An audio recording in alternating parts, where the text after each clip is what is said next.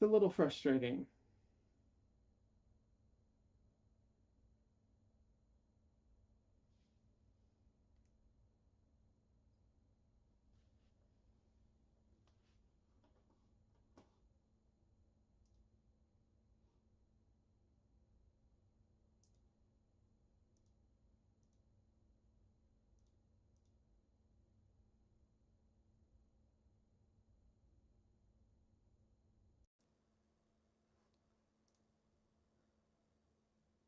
Okay, this is the only other option.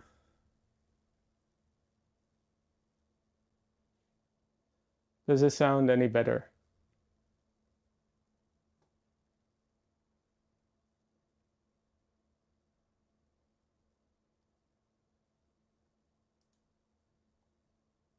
Yes.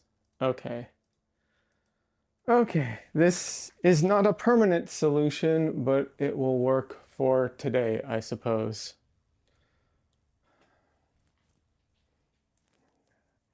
I hooked up my microphone directly to my camera and I'm running it that way, but yeah.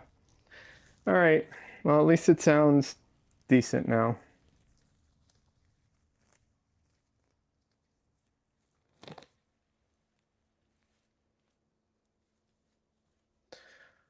All right, now maybe I can actually get to the painting part of the stream.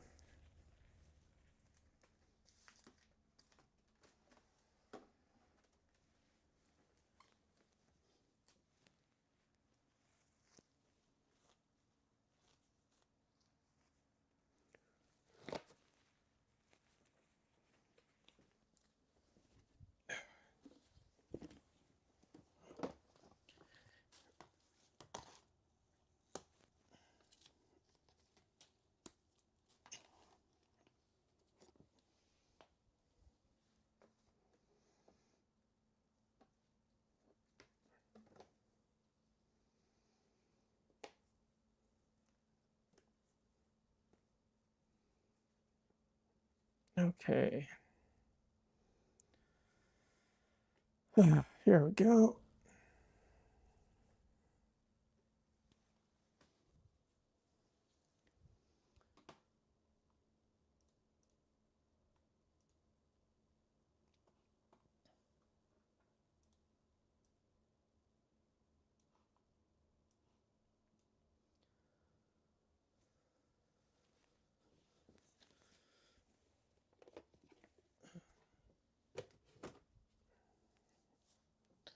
So today's a portrait, but like I said, it's a commission for someone. So I will be working on that today. That's the goal.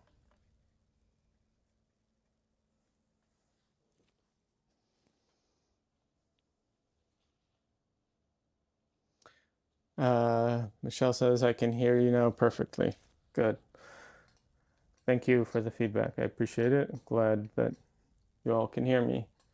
If you hear music, let me know because that would be bad. You shouldn't be able to hear music, but I don't trust anything right now. So if you hear music from my end, let me know.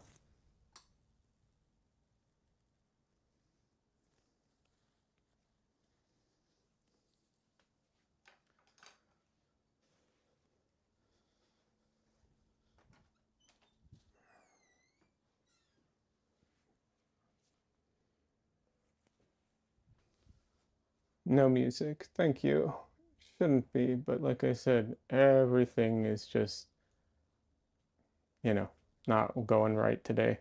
I had to restart OBS after streaming, which is a whole pain when streaming with YouTube.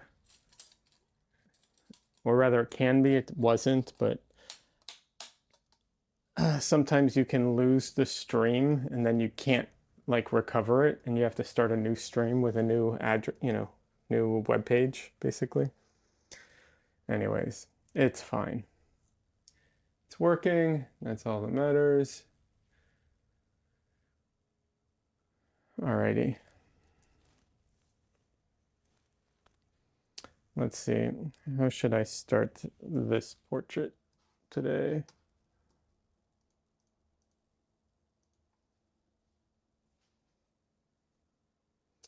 My suspicion is the Windows update that happened, it always messes up audio stuff. It does, that's true. I didn't realize it updated. That could very well be the case because it does often screw with everything. That means I might have to go into my Windows settings. It's fine. It's not a big deal. It's just uh, pain in the ass. But yes, that will mess up your audio settings. It will sometimes mess up my drivers. Yeah, it'll just mess up everything. It's great. I love that they give you an option to whether or not you want to actually do it or not. Sorry. All right. Now let's hope the audio is still going through. Okay, audio is still going through. Alrighty.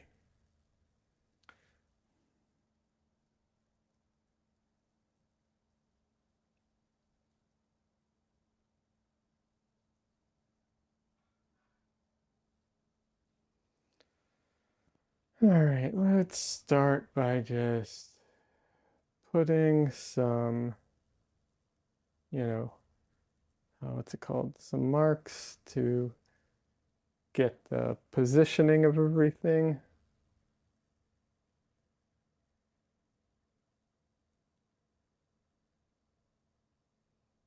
It's pretty straightforward as far as like the pose and everything. It's just a portrait. It's very straightforward.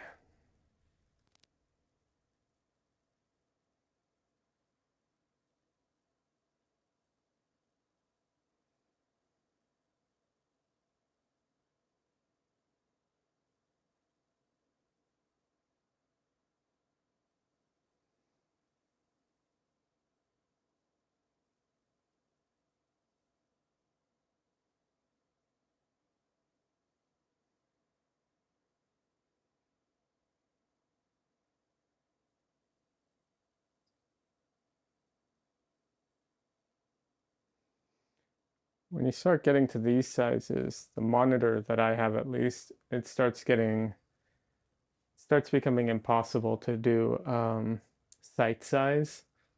I still can match I still match my proportions, but it becomes impossible to do site size, which, you know, making your reference site size to your painting does make life easier.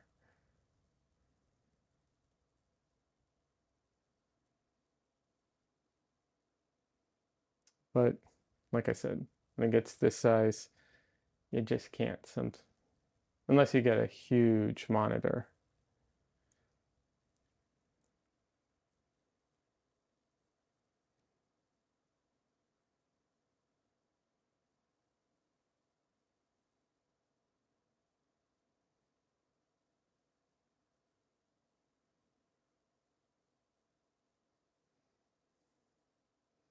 Might have to put something under this at some point to lift it up a little.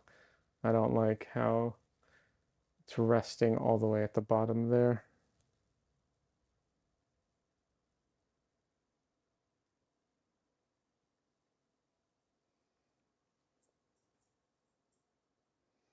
And in case you are wondering, yes, this person is a child, and that's why her proportions are what they are. So if you're like, wait, is he painting a kid? Yep, painting a kid.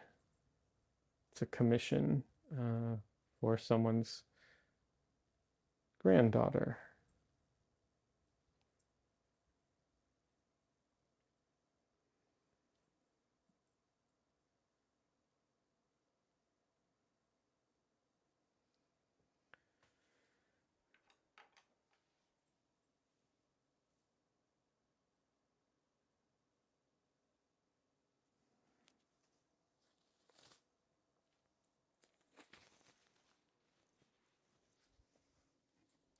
Oh, hey, Dresden.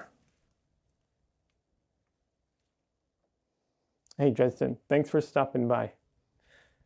I'm having a rough stream. I need your... Thank you.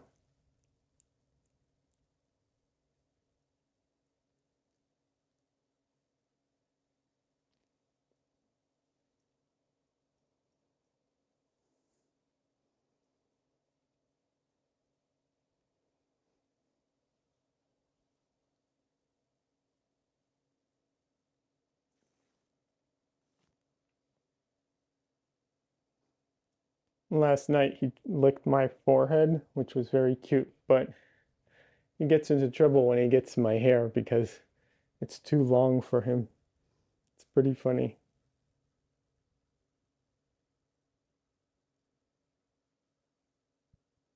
What do you see out there? You see my window? You can't get to my window. No, you're not allowed to go to my window.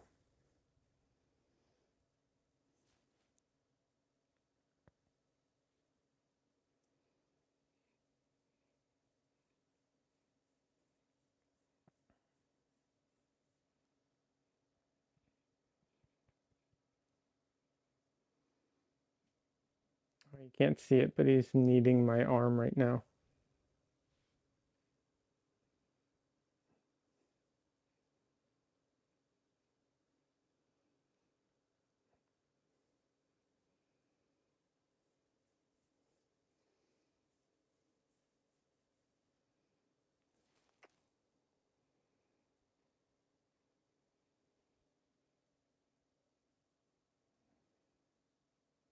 Okay. I think I need to get back to painting, Dresden. I know you're the real star of the show.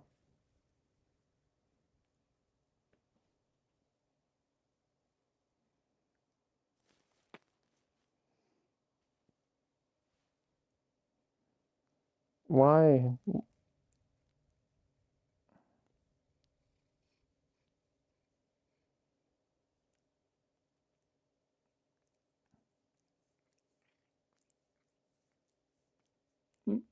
It's okay, little boy. My beard, you don't need to clean my beard for me. It's too long for you anyways.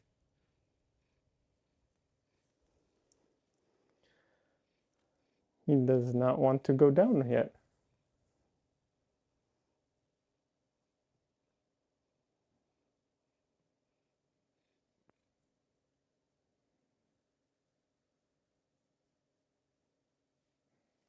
Okay, little boy. All right. Yeah.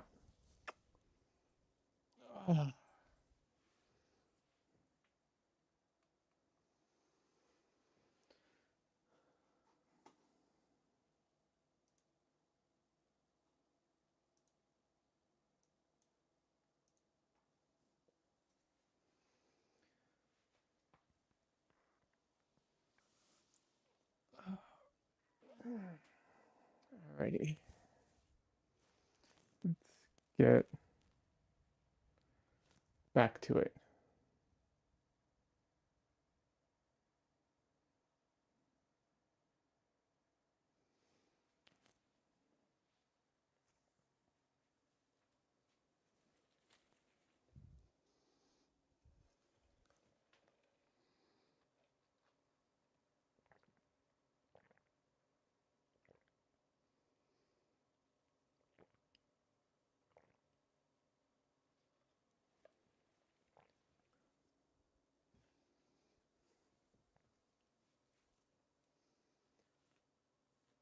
Pretty sure some of the proportions are off, but I will check that in a little bit. First, let's get a little more on the canvas. I could actually start measuring. That's the right way to do it. Should I start measuring? Let's do some measuring. All right, let's try. It's hard to measure at this point because there's not a ton of like measurements to use. But this distance is about half of this entire distance, which means that's basically a third. and that this is 2/3. So let's see. That's pretty close.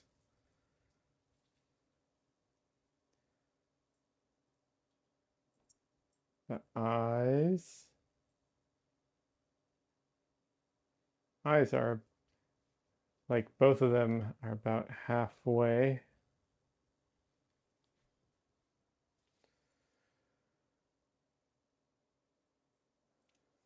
So the eyes need to move over a bit. Not move over, but just continue.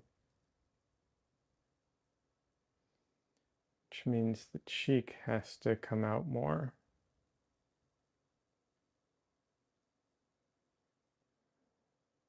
The mouth. Okay.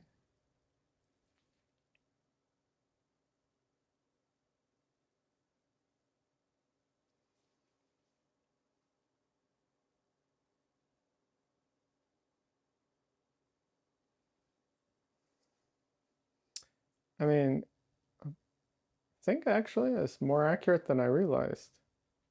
I'm not saying it's perfect, but like, I don't know, it's close. Or not yeah, not definitely not close to perfect, but it's in the ballpark of accurate. Put it that way.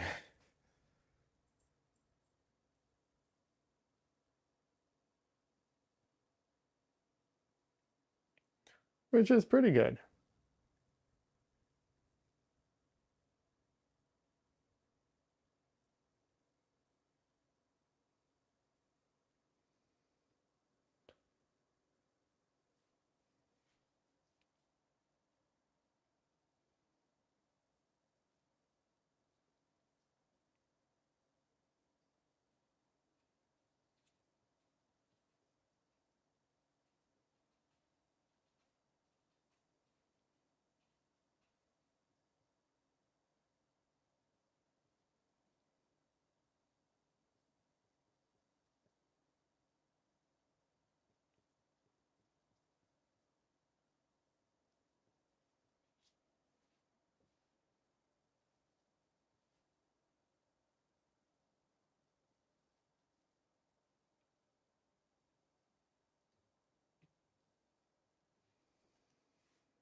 Alrighty.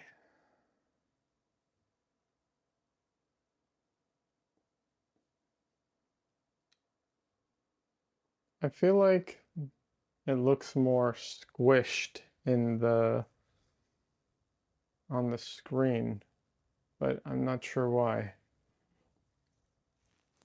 Let's see. Did I get my proportions wrong? Is a 20 by 16 not the same proportions as a 9 by 10? Should be, right?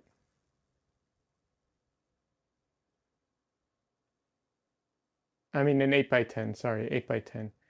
8 by 10 is 20 by 16. It's literally just double, right? Well, it's double on both sides.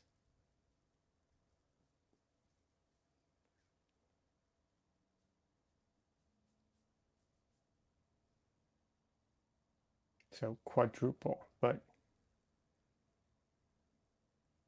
did I get I'm did I get my math wrong? Because wait, 8 by 10. Des says yes, same. Why does it look so squished on the screen? That's weird.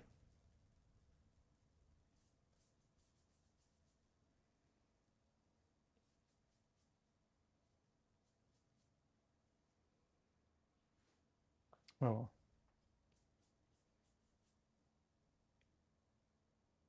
4 by 5, both of them. See, that's what I thought, right?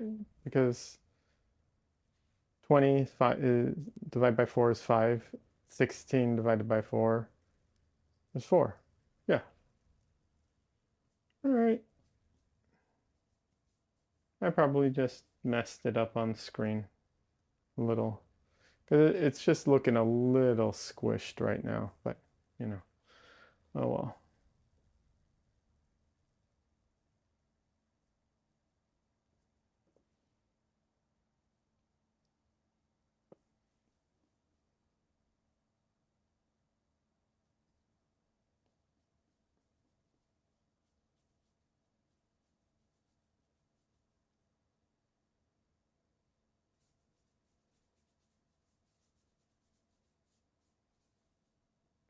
Probably gonna have to get more, what's it called? More pigments out for, like more paint out for this because of how large it is.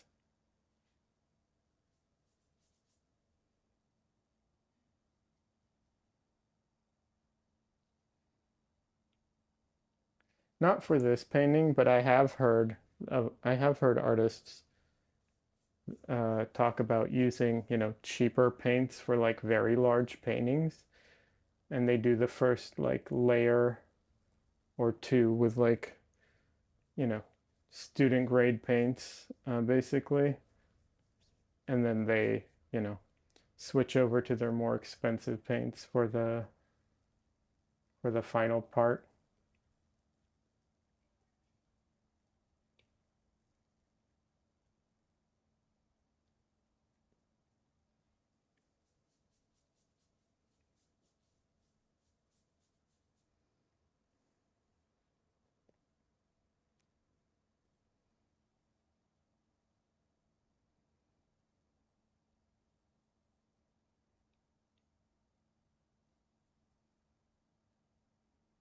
Of course, I also know artists who use acrylics in a similar way, and I get why, because they dry fast, they can lay down their, they can just lay in the painting and then paint over it that way.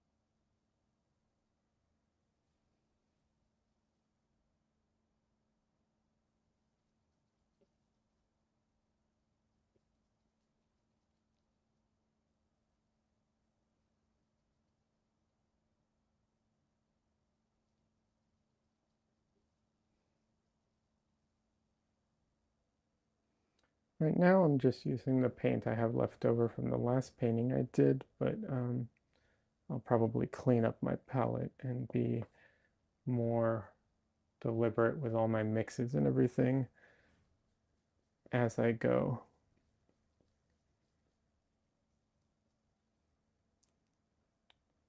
But at the moment, just trying to get, basically just cover up the canvas, fill it, and that's the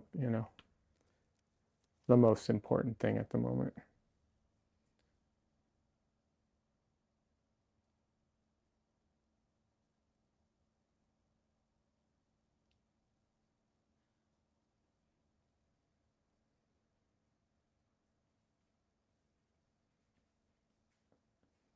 This surface is relatively smooth, but it does have some texture to it. You can see my paint is not dragging all that well. And yes, I do not clean my brush very well, and that's why you get random colors like that in there.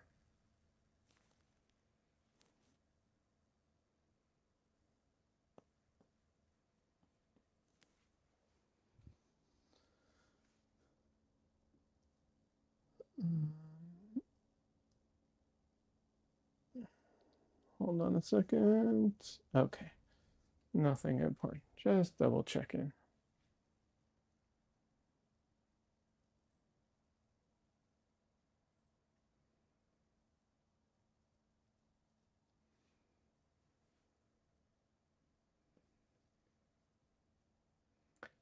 If anyone's like, why don't you do a better job cleaning your brush? If anyone's wondering why I don't, um, well, I should, but it's also not a big deal, especially not at this stage of the painting. I often dirty up my paintings anyways with the brayer. So if I'm going to be using a brayer, which I probably will on this one, um, you know, it's going to transfer colors all over anyways. So it's not really the biggest deal if, you get some random colors here and there.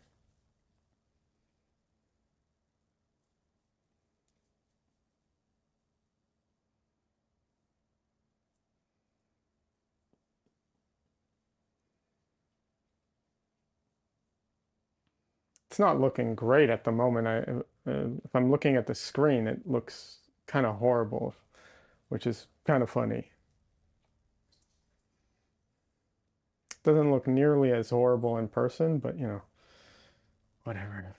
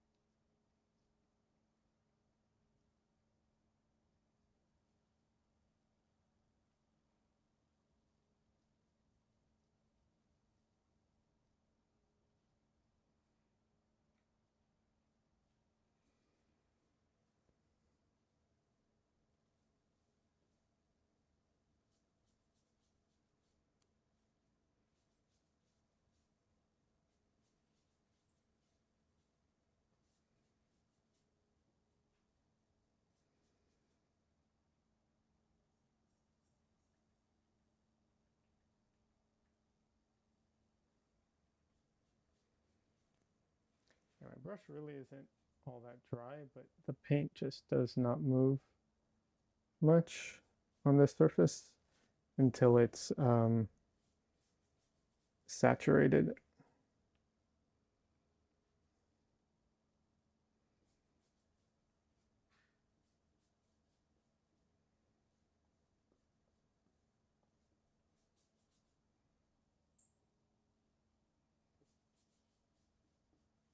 Which is one of the reasons I will probably use the brayer, because that will help me saturate the surface.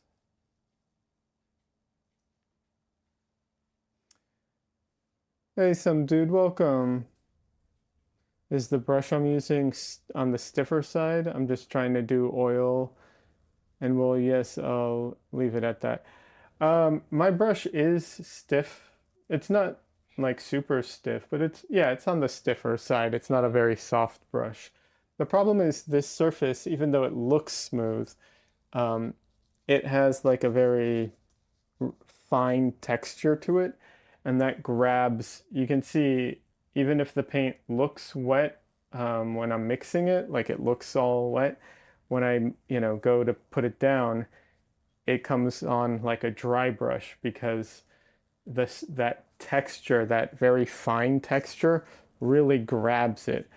Um, but what will happen is as soon as that surface is saturated with oil, it'll become very smooth and slippery. I've had this experience with a lot of surfaces that appear very, very smooth. Um, Even surfaces I have made myself, and what happens is the like I've sanded down surfaces pretty smooth. Well, not super smooth. You can make it you can make it absolutely smooth, but I've sanded them down where they feel smooth to the touch, but they still have quite a bit of grab to them. And honestly, that's actually a good thing because oil paint bonds mechanically, so the fact that it has that grab means that it will have more surface to bond with. The other side of this painting panel is actually smoother, but because I want to make sure that it adheres really well, I'm using this side, um, because I know that once I saturate it, it will, it'll all be a lot smoother. Yeah. As for you, you said that it sounds like you're having some trouble with your oil paints. Feel free to, you know, questions. You're welcome to ask questions or whatever. Um, Although, I might not have good answers without seeing it, but, you're welcome to ask. But yeah, see how it goes on dry brush and here it's like all wet? Yeah.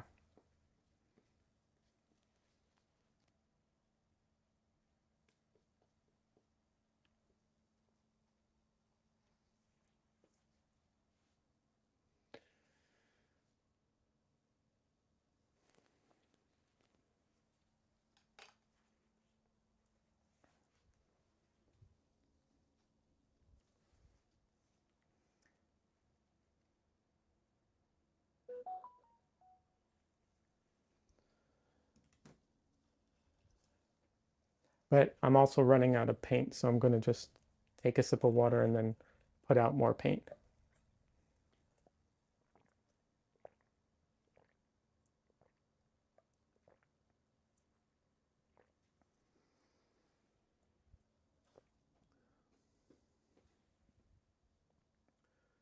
How are you doing today, some dude?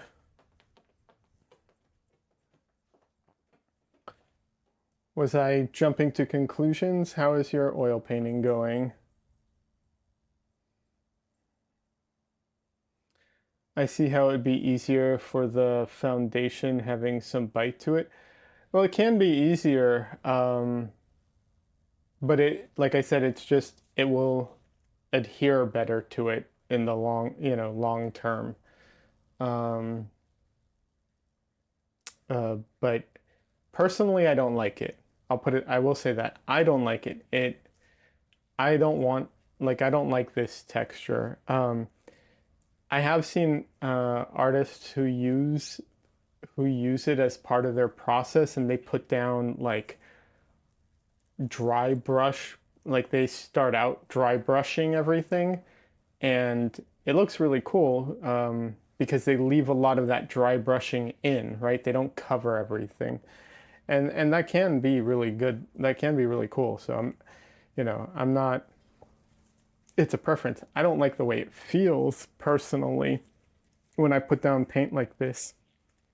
I find it annoying because I want the paint to like move more and it doesn't, and I find it frustrating.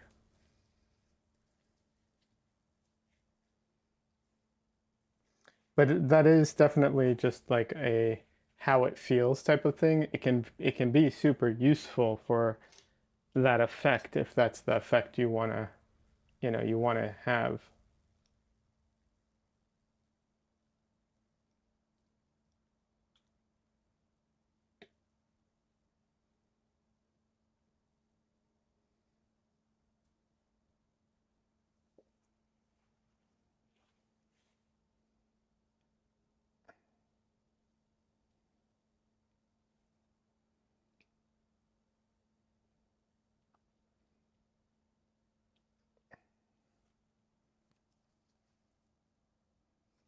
You're doing good, thanks. Learning the best I can, but I enjoy watching painters do their craft. Oh, I mean, that's great. Glad to hear that.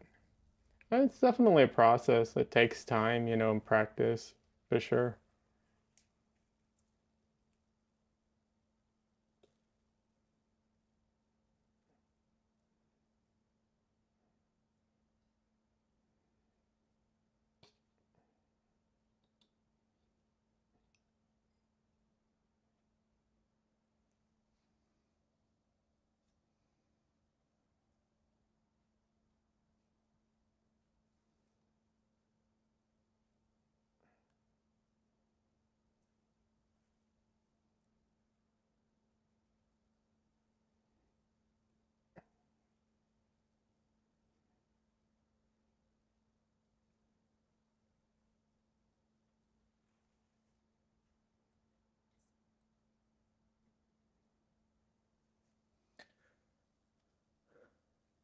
In your experience, anyways. Oh wait, no, this is Des. Sorry, I almost. Des says the hardest part about oil painting is just learning how the paint works, and it's a fast learning curve, in my experience, anyways, and with Liad's help. Oh, thanks, Des. But yeah, I agree. I think once you get past that like little learning curve, it becomes a lot easier. Um, and there are definitely some like obviously everyone's different and how they're approaching things is different, but um, I know for me personally, there were a few mistakes I did early on, and it took me a long time to realize that they were mistakes or to, have the experience or funds to like try something else or whatever. But once I stopped doing those, it solved a lot of my problems. So I know that um, for me was the case, and I suspect for a lot of people, if they're doing the same thing, that would be the case, or if they're doing other things, that might be the case as well. Just depends on what they're doing. But I know for me, I was using brushes that were way too soft, and I was using canvases that were way too rough, and that was one of those two things combined were one of the biggest issues I had to overcome. Also, I wouldn't put out enough paint, which is a problem I still suffer from sometimes. Um, However, my current palette is usually so oversaturated that that's not an issue, but it can be still.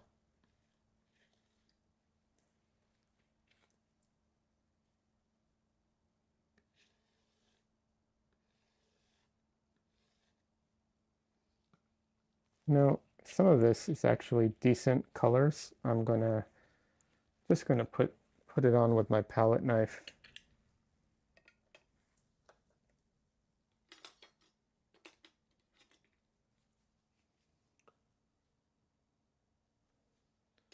Actually, no. I'll use one of the rubber thingies.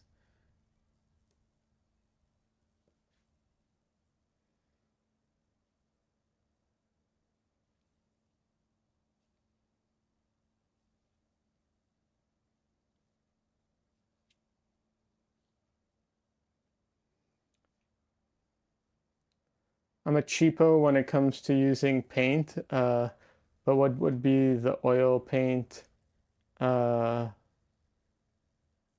the oil paint best? Darn it, LOL. Um, well, I mean, okay, what do you mean by best? Do you mean like the best brand to use? What would be a good beginner paint to use? Um, well, okay. I'm gonna use I don't remember. Wait, let me rephrase that. Where are you located? Let me ask that. Roughly, you don't, general country, not like specifics, just general.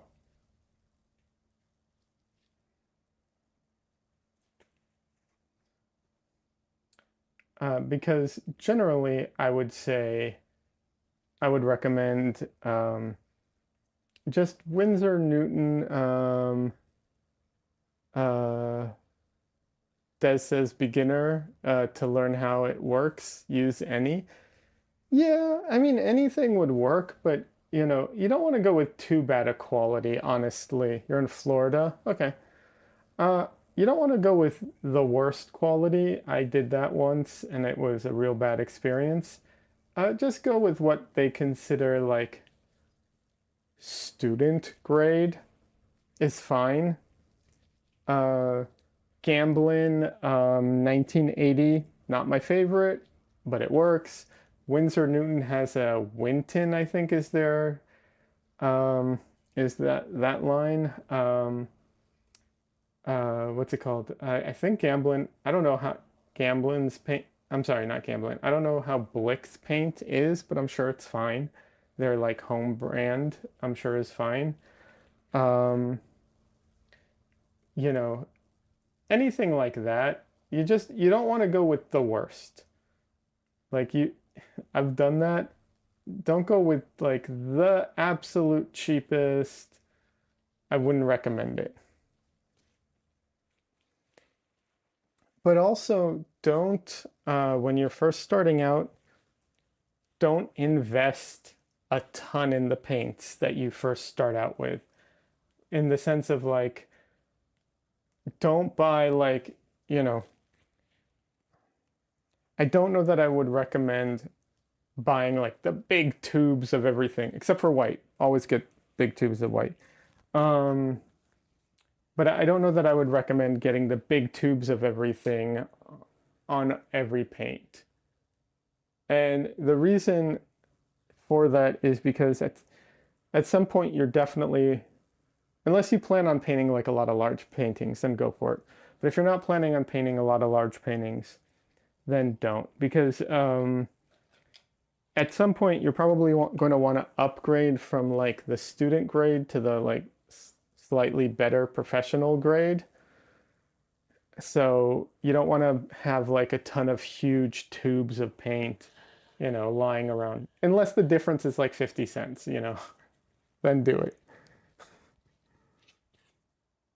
Hope that's helpful. But yeah, I would, because the other thing too is you don't even know what your palette is right now, right? Like you might go in thinking you're going to use, X palette or, Y palette or whatever. And then as you get into it, you might discover that you don't like those paints and you want to try something else and so on, you know? You got some Daler Rowan Georgian oil. You think it's good, but you don't. Yeah, that's fine. Yeah. I haven't used that, but I'm sure it's fine. I think that's a actually considered a pretty good brand, at least. Let me put it this way, at least based off of their pricing, I think they're probably a good brand. That's fine.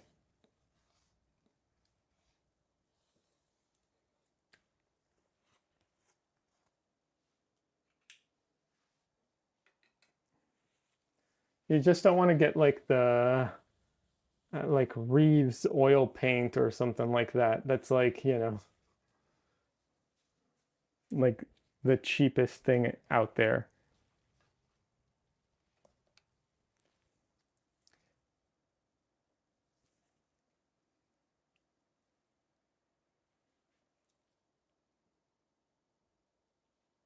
Don't get me wrong, if I found a brand that was the cheapest brand out there and it was decent quality, I would absolutely tell you about it.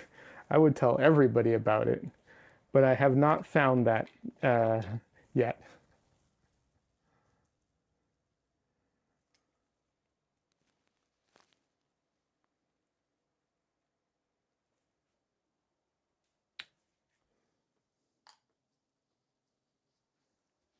But yeah, I am not a snob for like the price, just the quality.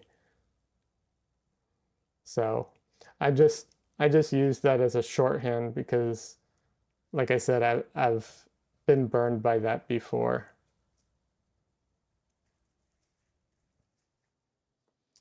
I bought like the cheapest water mixable oil paints you can buy before I got into regular oil paints. It's just a waste of my time.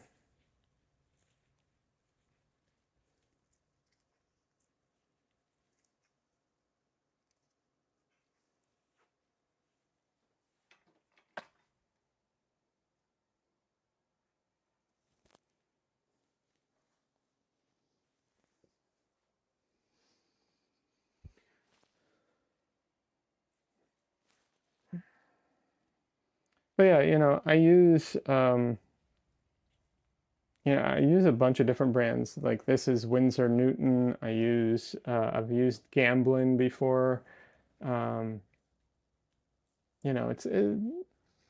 once it doesn't matter as long as you go for like decent, like quote unquote decent brands, decent whatever, you'll learn over time what you like a lot, what you prefer, and what you like. But give it time. It'll take a lot of time till you figure it out.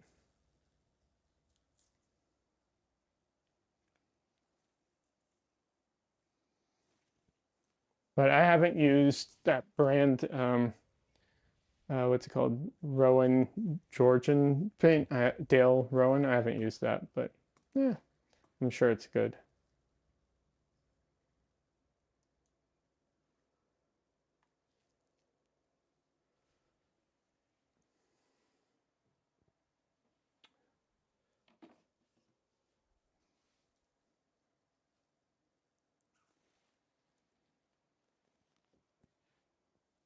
One thing I would say in the future, when you buy paint, something to look at is specifically when it comes to white paint. The one problem, the one thing that's really annoying is that some white paint has zinc in it, and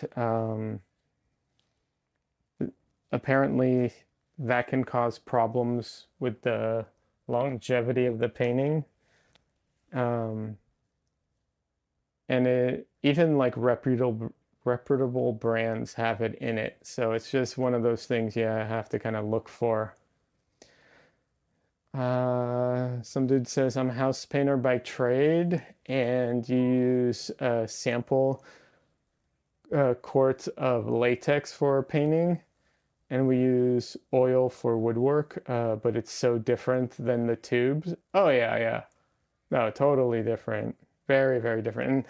And also like how much you need to put out to cover a space is also very different. Uh, and so the quantities, yeah, absolutely. Absolutely. Very, very different.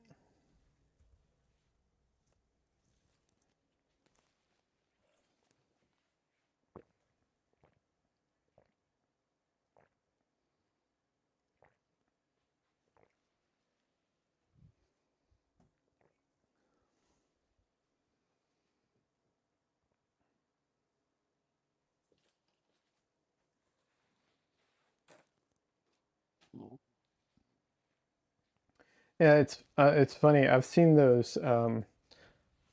videos of people who do um I think it's painters. I do think it but they might also be people who just do like construction related I think maybe drywall, but I think I've seen painters as well. And the videos online where they like, they like they paint the wall up to the ceiling with no like they don't put, tape or any guard or anything. They just freehand it, and they're able to do it like super smooth in one swipe and all that stuff. I am not um, you know, precise enough or smooth enough to do that. You would think I would be, but nope, definitely not.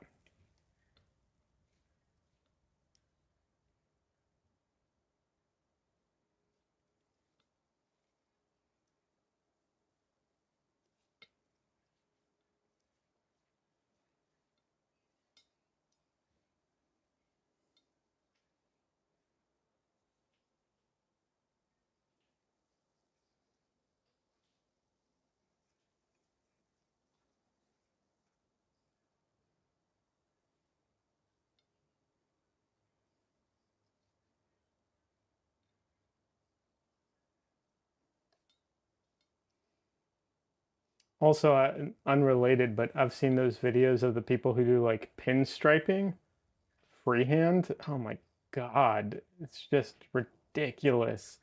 I watch that and I'm like, I do not have the, like, I do not have the control to do that. That's insane.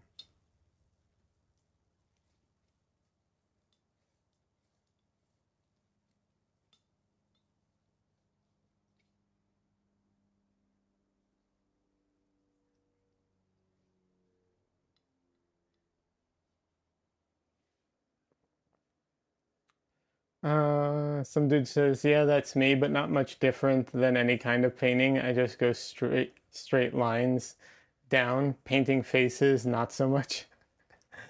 Yeah, no, definitely different, and it's just one of those things that you know, if you do something, you know, enough times and so on, you get, good at it. So yeah, I totally get it.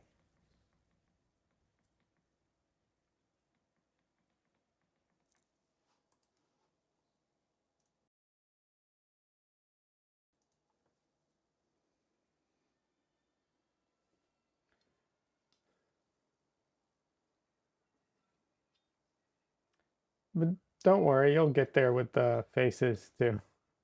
Do it enough times, and it becomes I don't want to say old habits, but you get used to it, and it starts becoming um, you know just something that you do a lot.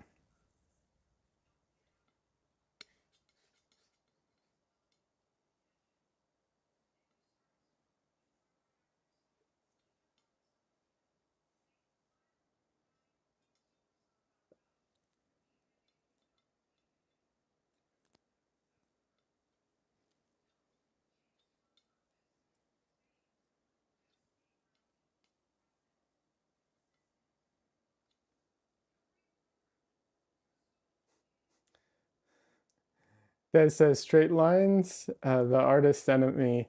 Congrats on straight lines. Yeah, I mean I agree, and to some extent, it's not easy. I can't do straight lines very well. And yeah, definitely helps when you do perspective too.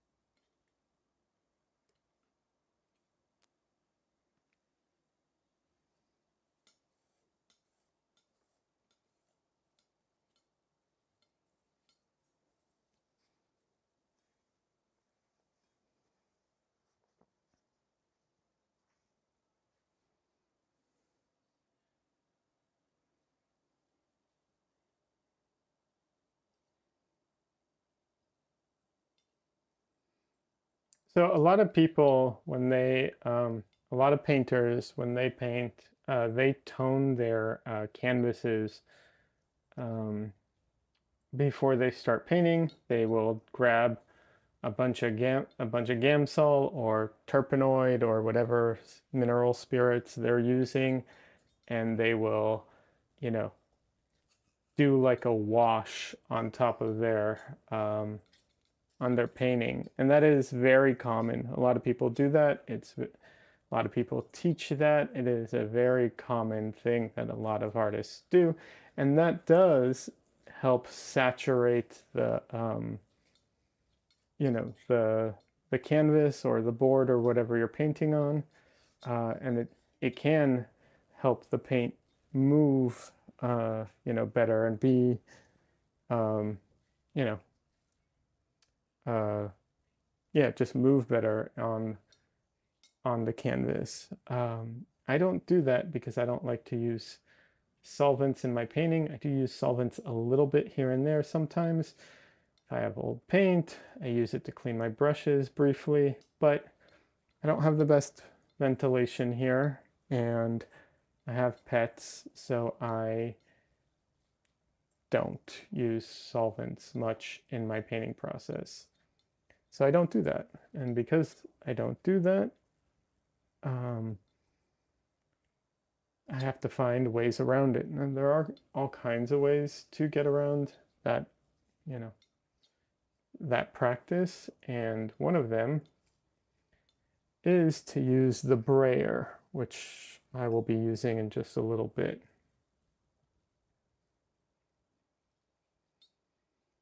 The reason that the brayer um, the reason I use the brayer as a replacement is because it spreads the paint around, it helps saturate the canvas, and um, it thins out the paint as well. Not chemically, like it's not like putting a solvent and thinning out the paint, but it is physically it thins out the paint, so it makes the layer thinner and pushes the paint into all the little crevices and everything.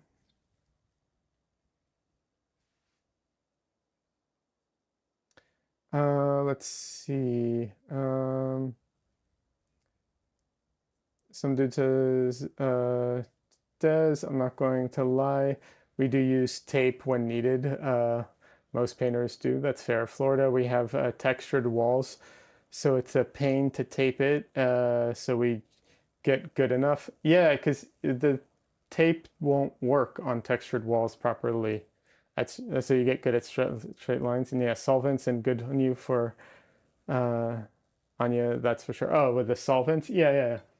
Yeah, we actually painted one of our walls in the house a different color, and we did use tape, but we it got underneath the texture of the wall. And someone said, yeah, if you're going to do that, you have to put down some silicone first to like fill in the gaps or something. For someone like me, I'm sure, you know, there's ways of getting around that. But yeah, it got it did not the tape did not work like it was supposed to. It still went into the like, crevices. Luckily, it's not a big deal. But yeah, it's there. Oh well. And yeah, I do use Gamsol as well, which is one of the safer solvents. It's not safe, it's just safer. It has it it puts out less fumes than other solvents when I use it. And like I said, I use very little most of the time. Most of the time, I just like clean my brush at the beginning or and the end of my painting session, and that's usually all I use solvent wise. Also um, now that I found the Michael Harding's has this miracle medium. Now that they're selling it in what's it called in the States, I can use that as well. You can't use it to do a wash, but you can use it for a lot of other things instead of solvent. And some dude says, no, not silicone, painter's worst nightmare. I don't know. That's what someone told me. We didn't do that, but like I said, it did get underneath the tape, so I don't know I don't know how we would get the tape in there in the little grooves. But yeah, I'm gonna use a small brayer today. Um, at, at least to start.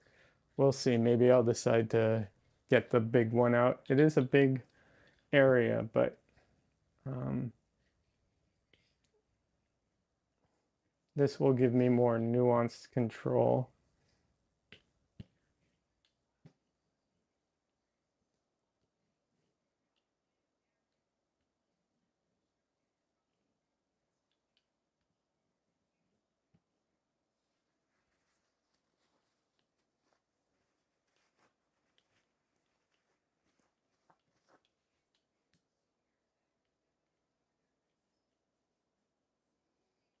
So the brayer pushes the paint around and like it lets you make things smooth, but it also adds texture and then it adds these like harsh lines as well.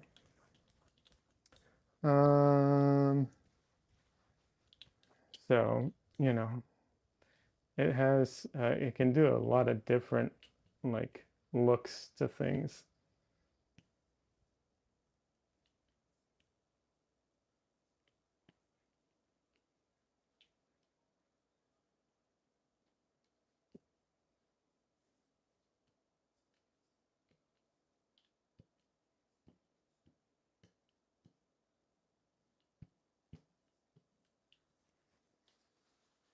Oh, thanks, Des.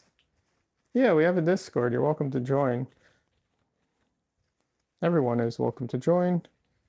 Um, it's a a good place to talk painting and art and so on.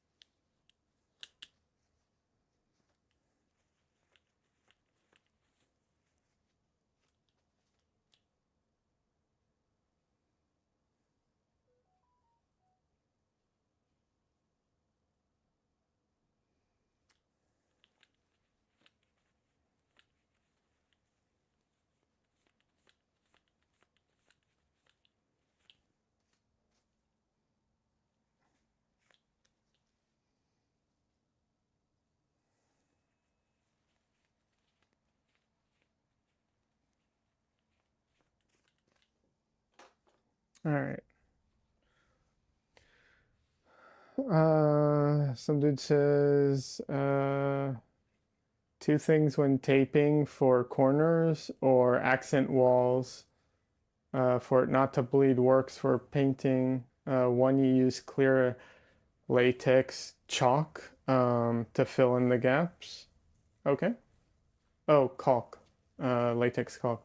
I think that's what they were referring to. And two, you fill it with the original paint first. They fill in the gaps. Oh, I see. And then okay, that yeah, that makes sense. Hi, Dresden.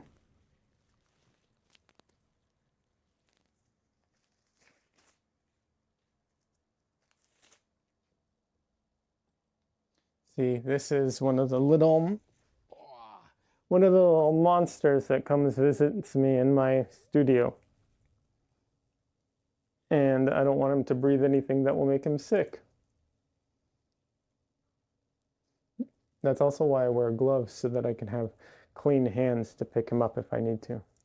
I have to be careful, of course, of my shirt, but I generally don't get a lot of paint on me in general. Um, but it is something I'm aware of. But I like to be able to have clean hands if I need to grab the cats for some reason. I have three cats and a dog, so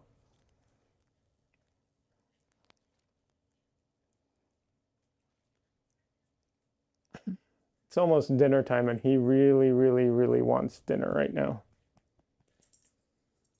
Isn't that right, Dresden?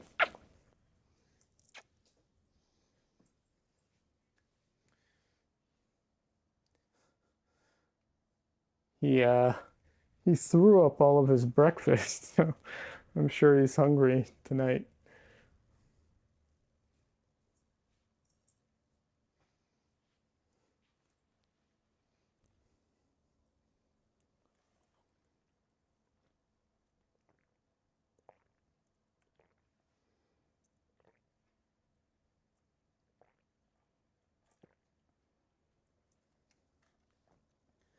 All right, let's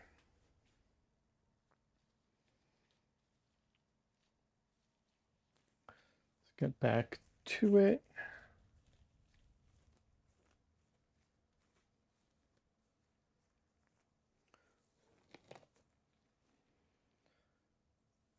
I know a lot of people who paint or people who, teach, they'll tell you to lay in all your darks first and do the shadow mass and everything.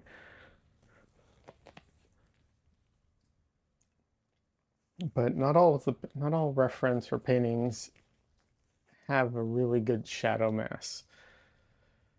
So sometimes it's not even worth doing because it's like there's not much there. What are you gonna do? Like,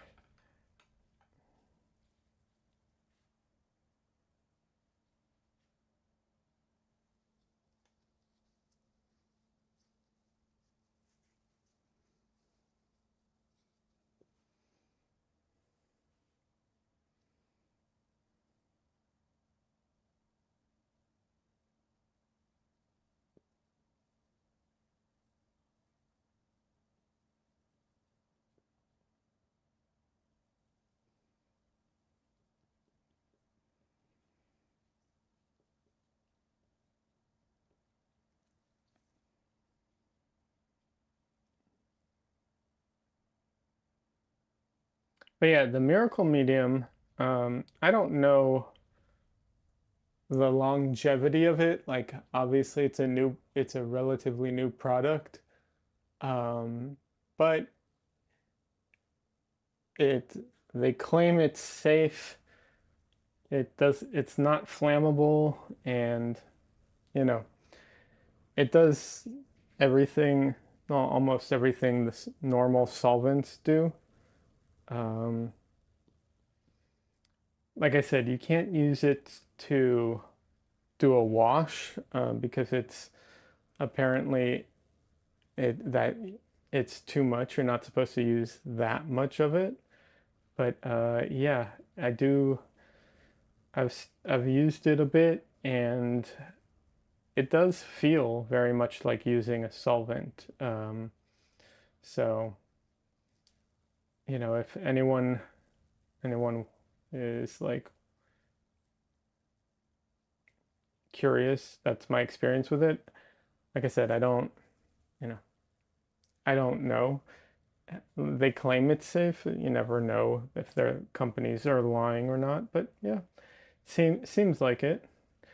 And what's nice is you can fly with it because it's not flammable.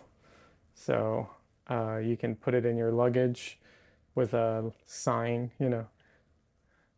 whereas solvents are a little harder to fly with. So anyone who's going on a trip or anything, it can be useful. Like I said, now that they finally started selling it in the States, you know, um, I'm pretty happy that you can actually start buying it now and using it.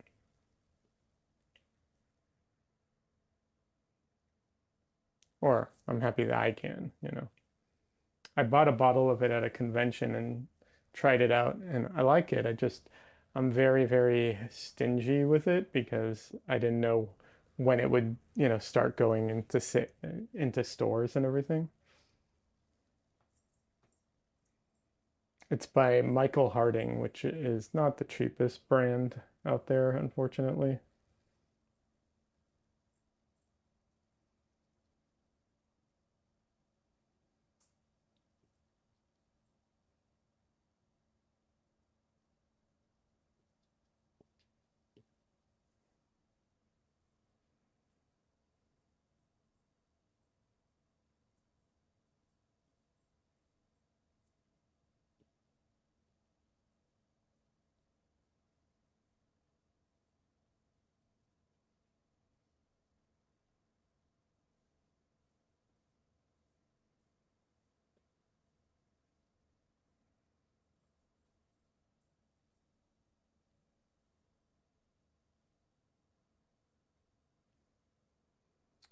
What are your thoughts on brushes to price? You're hard on your brushes, so you don't, I'm assuming you don't buy expensive brushes.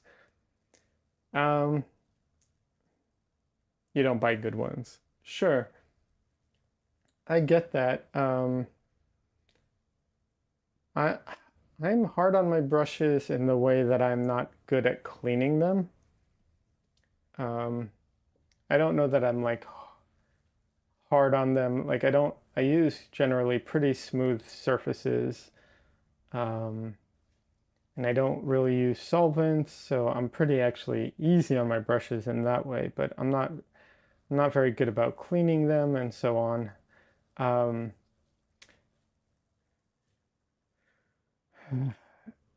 Brushes is kind of, I will say, you don't have to go top of the line, but also the cheapest, probably not. It's probably kind of I would say it's a midway kind of sweet spot, at least in the beginning.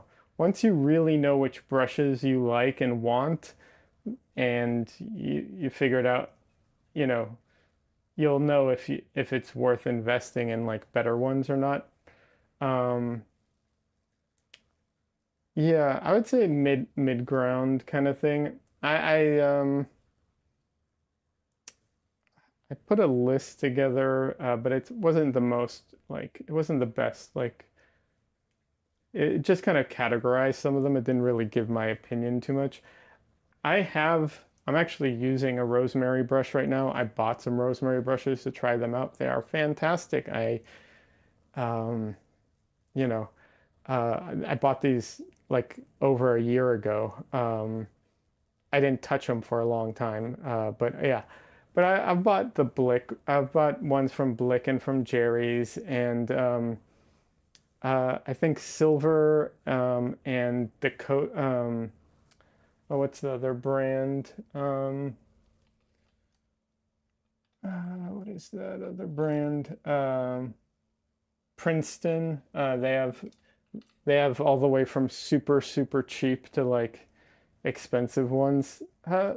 Mostly might not be the most satisfying answer, but kind of mid-range. It's fine. The very very cheapest, like the cheap ones, you can work with them. Don't get me wrong.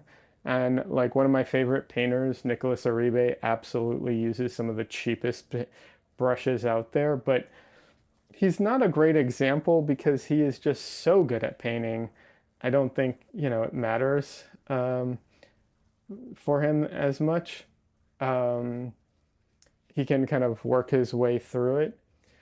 The thing I will say is that this is the other issue is that a lot of times it's hard to find cheap brushes that are firm enough to deal with the paint unless you go with like maybe cheap hog hair, uh, bristle brushes. I don't use natural hair brushes. I refuse, so I only use synthetics. And there's not a lot of cheap synthetic brushes that have enough firmness to deal with, oil paint. So you do have to go up a little bit in quality. Um, don't get me wrong, you can very soft brushes. I use them too, especially usually more towards the end, but definitely in the beginning stages of a painting, I feel like you need firmer brushes, and without that, you're going to get you're just going to make your life very difficult. Um, so yeah, but you don't have to go super expensive. You don't have to buy the most expensive brushes out there.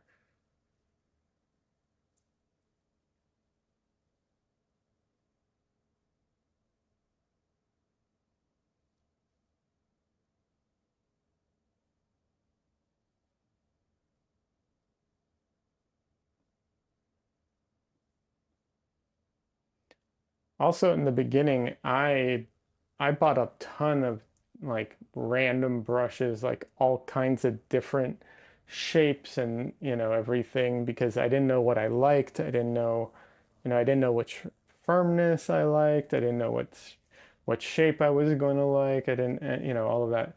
So I did a ton of experimenting, and when I did the experimenting, I bought mostly cheap brushes because I'm not going to experiment with like very expensive brushes. I didn't have money for that.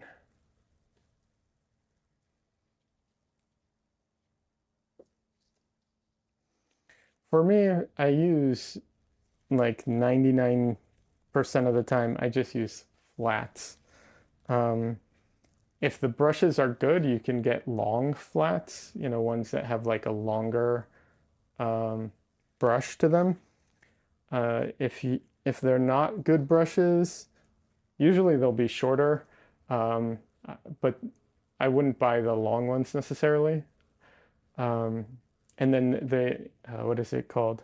The like really, really short stubby ones are technically brights. But I've used those as flats because it's the same thing. Um, I do use liner brushes sometimes. When you need a liner brush, you need a liner brush. It's just,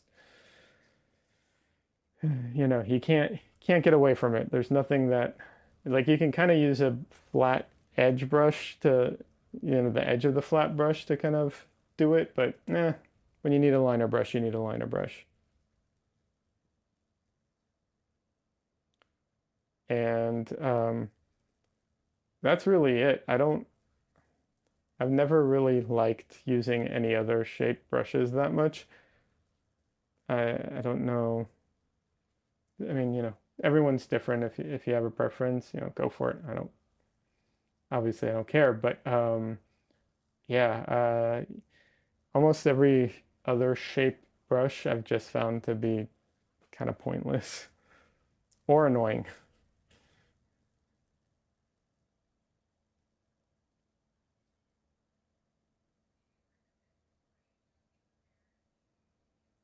Sometimes I guess what is it? Oh oh my God. I'm blanking on the name. The curved ones that are like flats but they're curved. Um those ones ha sometimes they're useful. They can give you a bit of a softer edge sometimes, so you don't get the harsh corners of the flats. Like it can be useful, but most of the time the use the kind of the pain of using them or the shape that they give ends up being not worth it because you end up having to use so much extra work kind of thing that you could just blend the edges, I guess. I don't know. They're fine. If you like them, use them, whatever. Any shape. If you like it, use it, whatever. Um, some dude says I get a lot of my stuff from Ross, but paint and brushes and canvases, I have to look at brushes for oils. I'm a flat and filbert usually. Filbert, that's what it is, yeah. Okay, Des, you have to switch rooms. You'll be right back. All right. Um, the other thing is, can't when I first started out, I don't know if you've heard me talk about this, but canvases was one of the big things that like I found um, that like I was using the wrong canvases, and that really messed me up in the beginning. It just The very cheap canvases are just too rough, and they're usually too rough and too absorbent, and honestly it just makes painting feel miserable. And so I don't recommend using the cheap store brand canvases or panels, generally speaking. Uh, it's more work, but if money is an issue, I recommend making your own. If money isn't an issue, I recommend buying more expensive ones.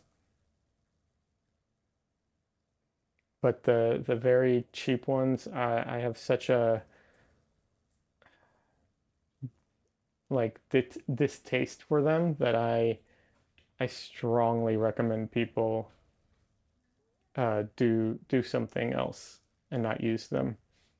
There are relatively easy alternatives out there. It's a little more work. I recognize that making your own is a little more work, but you don't have to make, you know, straight up canvases.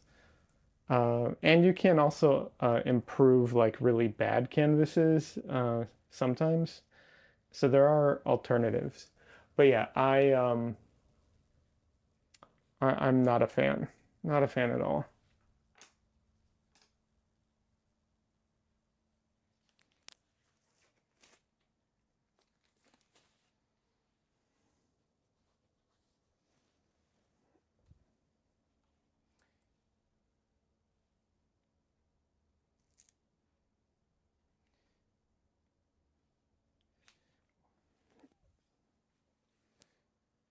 You sand and gesso them. When you get better, you'll make your own. That's cool. Um, yeah, that's good. Sand and gesso them. That's good. Um, if they still feel too absorbent, Another thing you can do is you can paint a layer of acrylics over it, either acrylic paint or acrylic medium. Um, that will um, that will make it smoother if there if it's too absorbent. Because I find gesso personally to be pretty absorbent and unpleasant to paint on. I do want to try out Michael Harding's non-absorbent gesso, but yeah. All right, what I'm doing right now is I'm taking the photo that I just took on my phone and I'm placing it in over my reference on the computer. I can't show you what I'm doing, but I'm just talking about it. Um,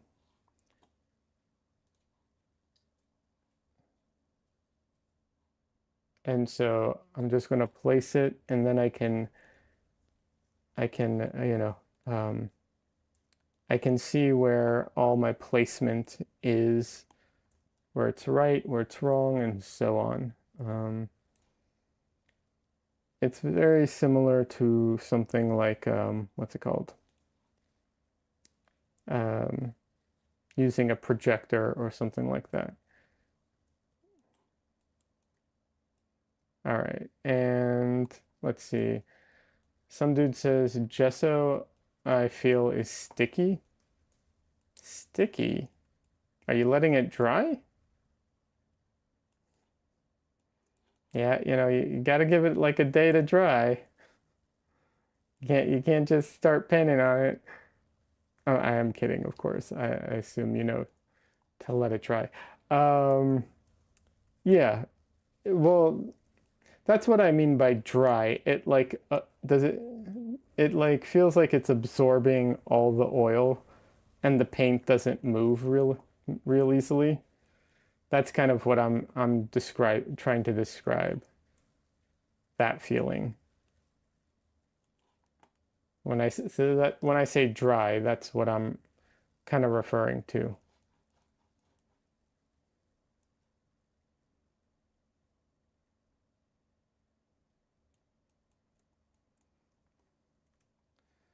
Alrighty.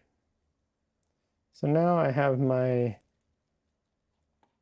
painting and my reference laid on top of each other. I can see them like ghosting over each other, and I can kind of get an idea of where I need to reposition things and so on.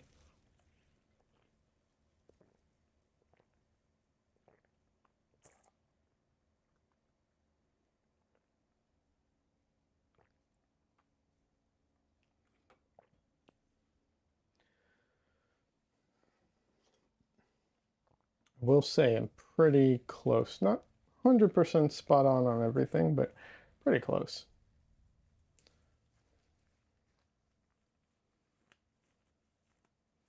The eyes are slightly off. Just a little bit. Need to reposition them a bit. Yeah, I personally hate painting on gesso. Like I said, I want to try Michael Harding's non-absorbent gesso because maybe that feels better. Um, I do like painting on acrylic matte medium, but I don't think you're supposed to use it on flexible surfaces, technically. So if you're working on stretched canvas, I don't know that I'd use it. Um, you can, I know you can sand gesso down to being very smooth and non-absorbent, but it requires quite a bit of work. Um, yeah, I'm trying to think what else. Oh, there's oil primer, of course. You can, um, I've used hardware store oil primer before. That that works too, depending on the surface. Uh, I don't know that I'd do it on stretched canvas, but if you're working on boards, yeah, absolutely. Um, Kills oil primer or whatever the, competing brand is, sure, you can do that.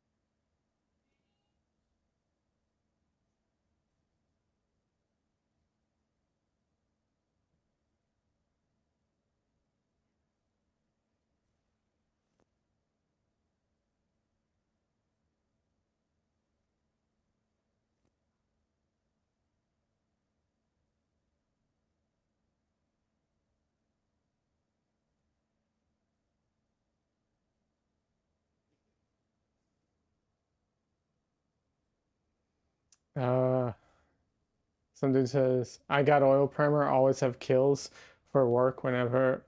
Never thought of that. Stuff is smelly though. Yeah, it is.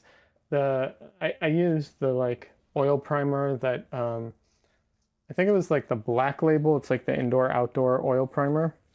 Oil primer that one is very smelly. Oil primer in general is good for oil paint because painting oil into oil, right? Um, However, like you said, that one is smelly, so only time I use it, I do it in the garage with the garage door open. So lots of ventilation, right? I will not use it indoors. I will not use it with the garage door. I won't even use it with the garage door closed. It's definitely not good for you to smell that stuff. That is not something healthy to breathe.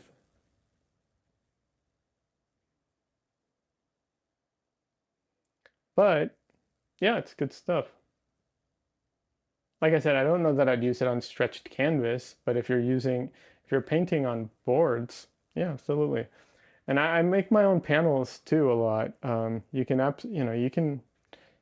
make your own panels. You don't have to buy canvases to paint on. You can buy plywood and paint on that if you get the right stuff and you prepare it correctly.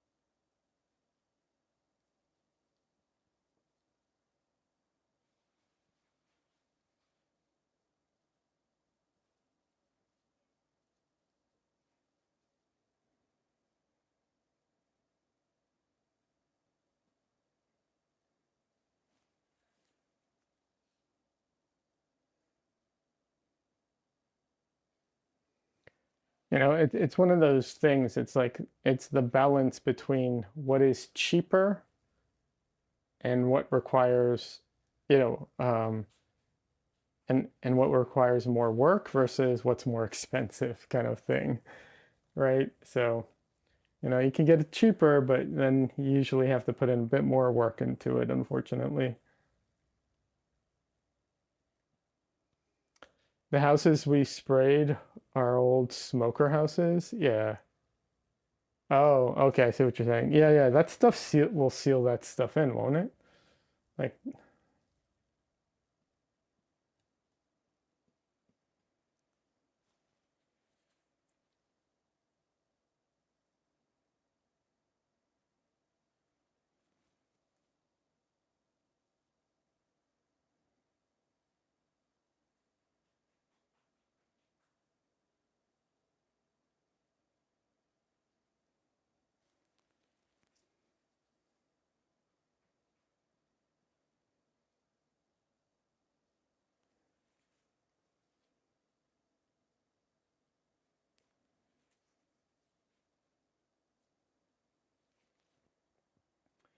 Actually, I've been looking at possibly getting a what's it called? Like uh a respirator thing.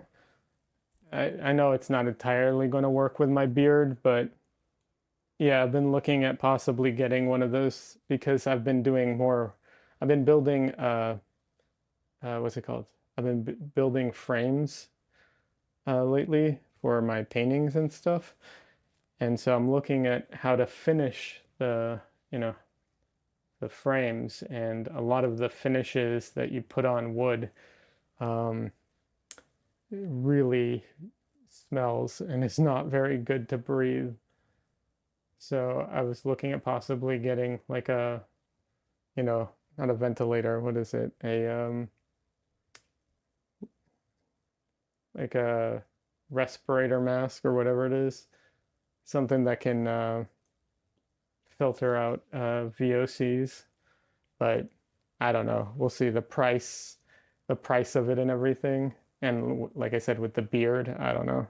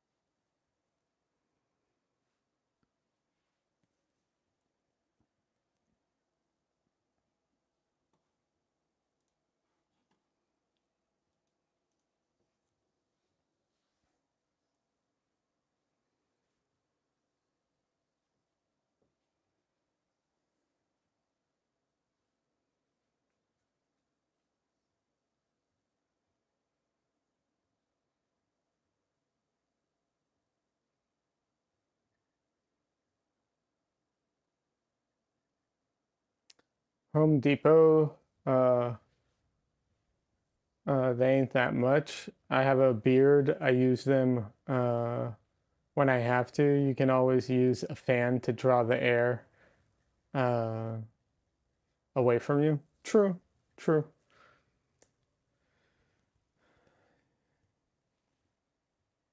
Yeah, I have thought about just getting a cheap box fan to put in one side of the garage just to blow, you know, everything away from me kind of thing.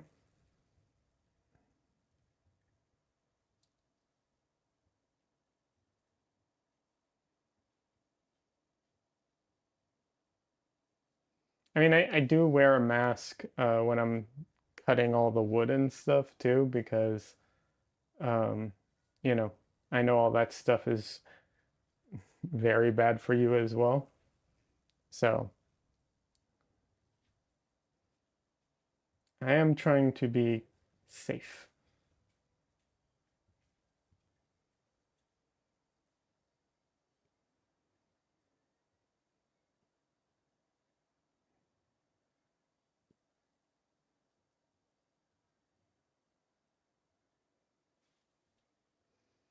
Just don't use the fan to blow toward your project. Uh, you have three pets. No, no, I'm talking about being in the garage with uh I have pets, and uh no matter what we do, we get hair everywhere. Oh, yeah, we get hair everywhere too. No, no, I'm talking about having a fan in the garage blowing air at the garage door, you know, to blow out all the like dust, the wood dust and everything. That's what I'm referring to. And the pets aren't outdoors with when I'm in the garage, the pets aren't there. Des says all our paintings have cat hair built into them. Haha. Yes. Yeah, yeah. If you buy a painting from me, it has cat hair in it. The chances that it doesn't are pretty much non-existent.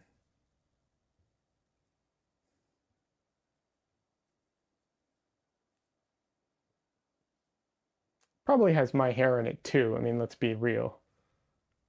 I My hair gets everywhere. It's really hard to not get it in things. We have a joke that like one day I'm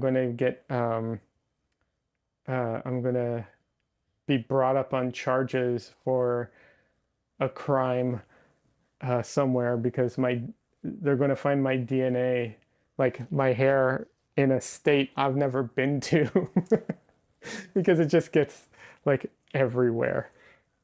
So, it's like, yeah, one day they're gonna find like my hair in a state I've never been to at someone I don't know, and it's just gonna be like, oh well, I don't know what to tell you.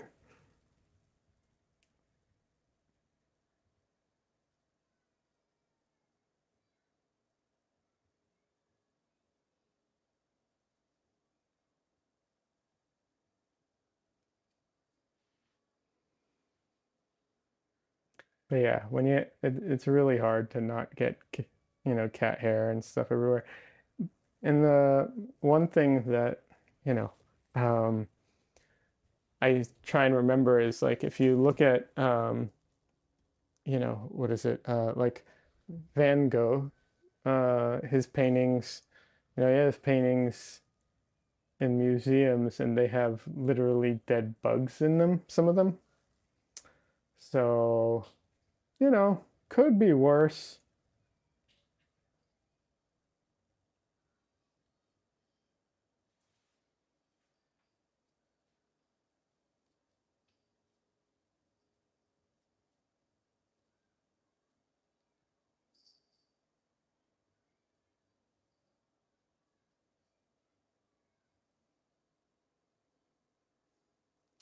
That says, yeah, he painted outside a lot. Yeah, he did.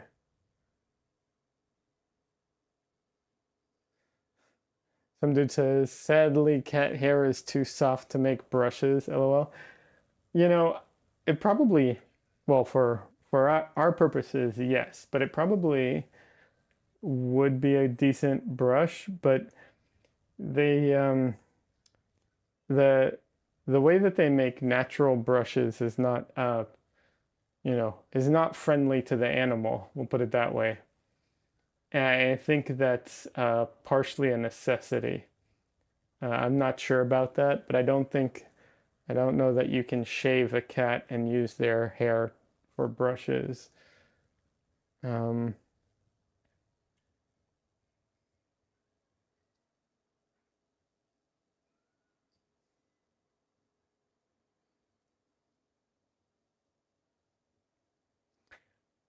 if I could, I totally would. If it was easy, I would totally make uh, hair, brushes out of Dresden's hair because when I brush him, I like I always get a ton of hair from him, right? Like I try and brush him daily and I still get like a ton of hair. So, if I could use that hair to make a brush, that'd be great. Free brushes.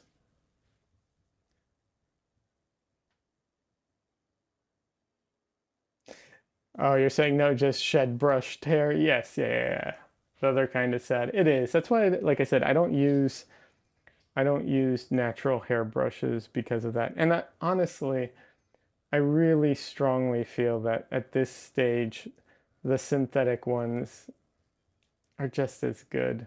If they're not just as good, they're basically just as good. It's like, yeah, okay, if you want to be super duper picky about it, maybe not, but like really, it's not worth it at this stage. Like, it's just not that different enough to be worth, you know, not using synthetics.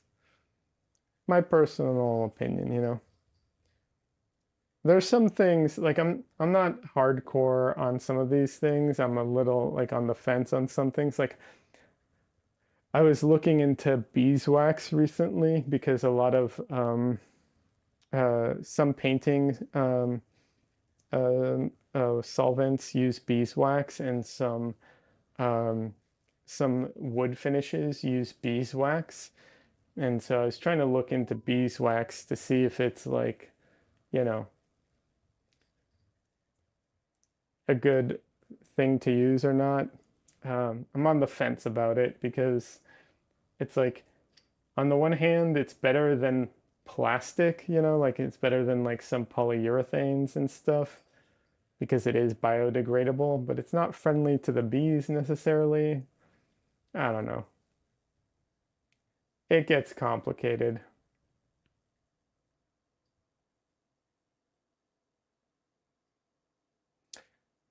Des says that some dude, do you use much wood stain in your work? Why the heck is it so expensive? That's funny, Des. That's exactly what I've been looking into recently is like wood stain and stuff because I'm trying to figure out how to what kind of finish to put on the frames that I've been building, you know.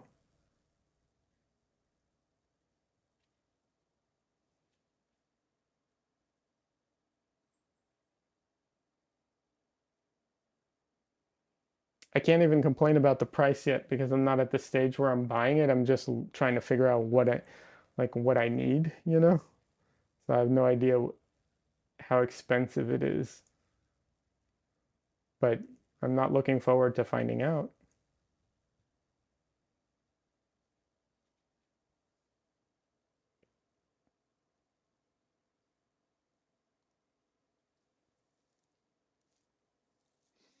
It's really funny. This is usually my large brush. It is not feeling like a large brush right now. It really feels dinky and small.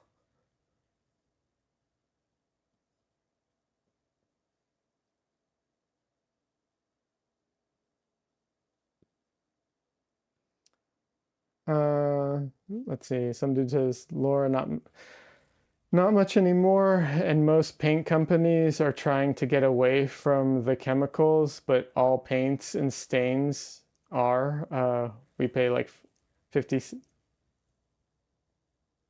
like 55 a gallon for Sherwin's billion paints. Okay. Yeah, the chemicals in some of that stuff is ridiculous. That's why I was looking at like waxes because some of the wax ones are pretty low on chemicals. I just don't know if I want to finish my frames with a wax finish, you know?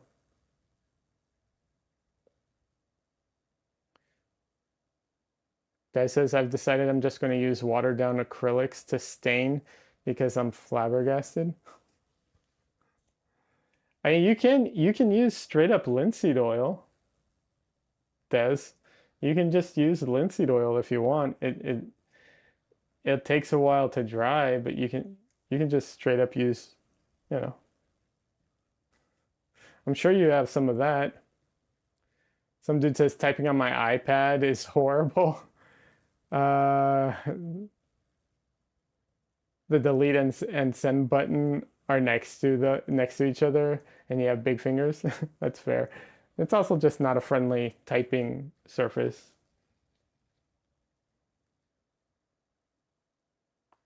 You need different tones though and layers. Okay.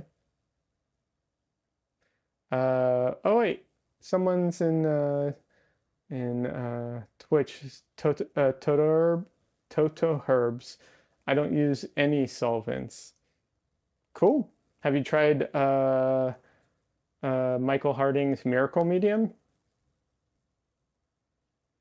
I generally don't use solvents in my painting. Um, I do use them to clean my brushes a little bit, usually at the beginning and at the end of my painting session. I swish them around in some Gamsol, but I keep my Gamsol otherwise locked in an airtight container. Um, but yeah, uh, you haven't. I've been enjoying the Miracle Medium. I like it. It's you can't use it to do the like tone the canvas, unfortunately. But other than that, it's pretty. It seems like a really good replacement for solvent in every other regards. You can't you're not supposed to use that much of it in the ratio, so you can't use it to do like the washes and tone your canvas. Um, Des says, yeah, I use the low fume solvent to clean my brushes, not in the painting. Yeah. Totoro says, lots of old painters I met have spent way too much time in closed studios with open cans, lol. Yeah, yeah, yeah. Gamsol is better than most. The evaporation rate on it is supposedly much slower. Um, but yes, it's still not good for you. And just a reminder to everybody that if it just because it's odor free doesn't mean it's you know doesn't mean that it's not actually giving off fumes and poisoning you. It just means you can't smell it. So be cautious, people, and use proper ventilation and everything. Um, some dude says, as to the beeswax, removing old wax gives them room to build and propagate more. I would talk to a beekeeper about it. So here's the thing. You're right, and I looked into it a little bit, and it looks like there are ways to use it, like to extract it where it's not a bad thing or it doesn't hurt the bees. Um, but there's also the commercial version of that, and it's not pretty. Unfortunately, it's one of those things, right? Um, it's like there is a way of doing it where it's fine, but then a lot of the majority seems to be not the nicest. The whole beekeeping thing also, like once again, as I was looking into it, it's like, yeah, there are beekeepers who really care about their bees, and there's ways of doing, of being a beekeeper that seem absolutely fine. They're not all like that though. Yeah.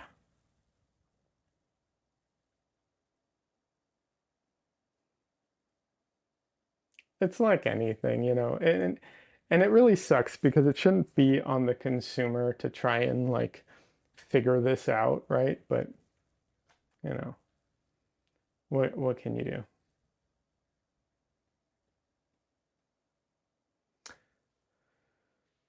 Uh, let's see. Todor says, yeah, I have orange-based terps when I clean up sometimes. Honestly, I don't know how much it matters for my health because I'm using pastels so much now. I'm sure the CAD dust is way worse. Yeah, I don't know about pastels, and yes, that would be my concern with pastels is the dust and everything. I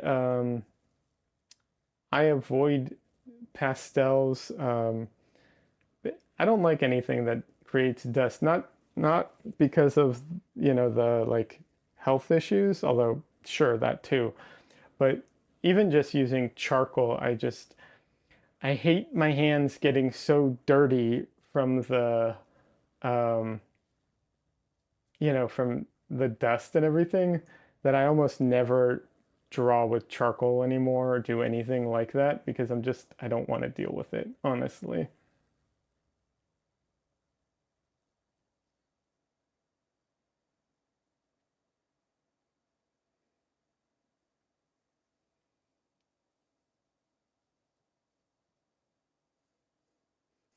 Oh, that makes sense. Yeah, it drives me nuts. It's really just a personal thing. Like I just start to go crazy, and I hate it.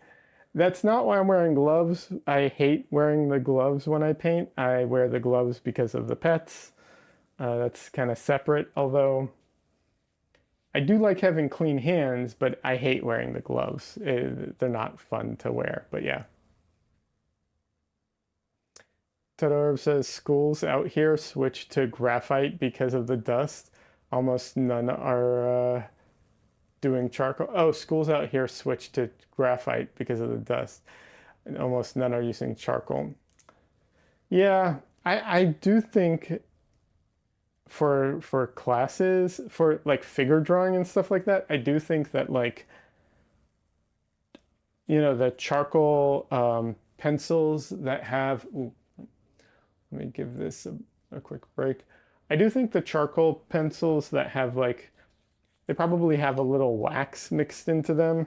They're probably better for figure drawing. Um, you know, if you're doing figure drawing on like newsprint and you're just doing, practice and stuff like that, I think it's probably better than graphite, but still dusty. Still hate it.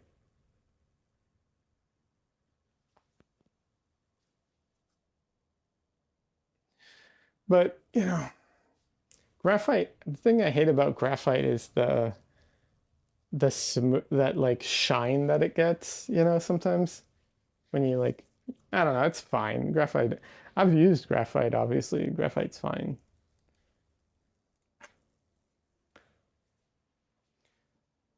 The really annoying way of using graphite, hopefully no one's teaching that way.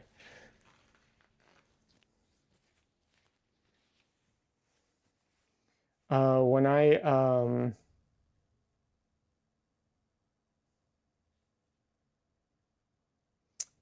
Toto Herb says you need something to push the darks with. Yeah, other than graphite. Yeah, yeah. There is a there is some I saw like a carbon graphite pencil. I don't know if it's good or not. I've never used it. Oh, there you go. Yeah, see, carbon mixed pencils are around. Todorb says yes. Yeah, I've never used it. I don't know. They work good for a few brands. Okay. Um, one of my art teachers taught us to draw with graphite pencils, and the way we would do it is insane. You would sharpen your pencil to a very, very sharp point, and you had to constantly resharpen it because you had to use a very sharp point, and you could only use the point to draw with. So you'd take your pencil and you'd put it, against like the tip of the surface, and you would do the whole thing like this. You would just draw the whole drawing like this, using just the tip, like really just slowly building it up. And you would get a super smooth, um, drawing out of it. There'd be, if you did it really well, you would have 0 lines. There wouldn't be a single line in the whole drawing. Um, and you couldn't use a regular eraser. You had to use a kneaded eraser because you couldn't drag an eraser through it. You could only dab it. Um, and you couldn't use a smudge stump or anything. It was purely just the tip, back and forth. I think I spent like 40 hours on a single drawing. Uh, it's so slow. So, so slow. Todorb says, LOL, yeah, we do that super fine point. Paul, my teacher, had us doing that with charcoal. Oh, really? That's crazy. Yeah. You end up spending half my day sharpening. Yeah, yeah, yeah. Yeah, it does says, oh yeah, share your work online. Uh, yeah, yeah.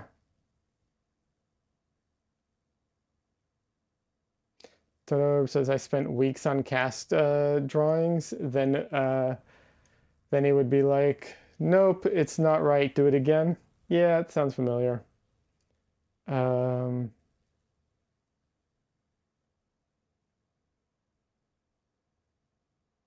oh, thank you, Des. Yeah, I'm streaming on Twitch and YouTube, so I have two chats open. So if I'm going back and forth between the two, that's why I'm talking to like different people. Sorry about that. Yeah, some dude, I would say share a link to your stuff, but you can't on YouTube. That's the one of the disadvantages of YouTube over Twitch. There's quite a few advantages to YouTube over Twitch, but that's one of the disadvantages. You can't share links to your like Instagram or anything, unfortunately. But if you join the Discord, you absolutely can share there. And Toto, that goes for you too. You're welcome to share your art either you know, in the chat or in the Discord.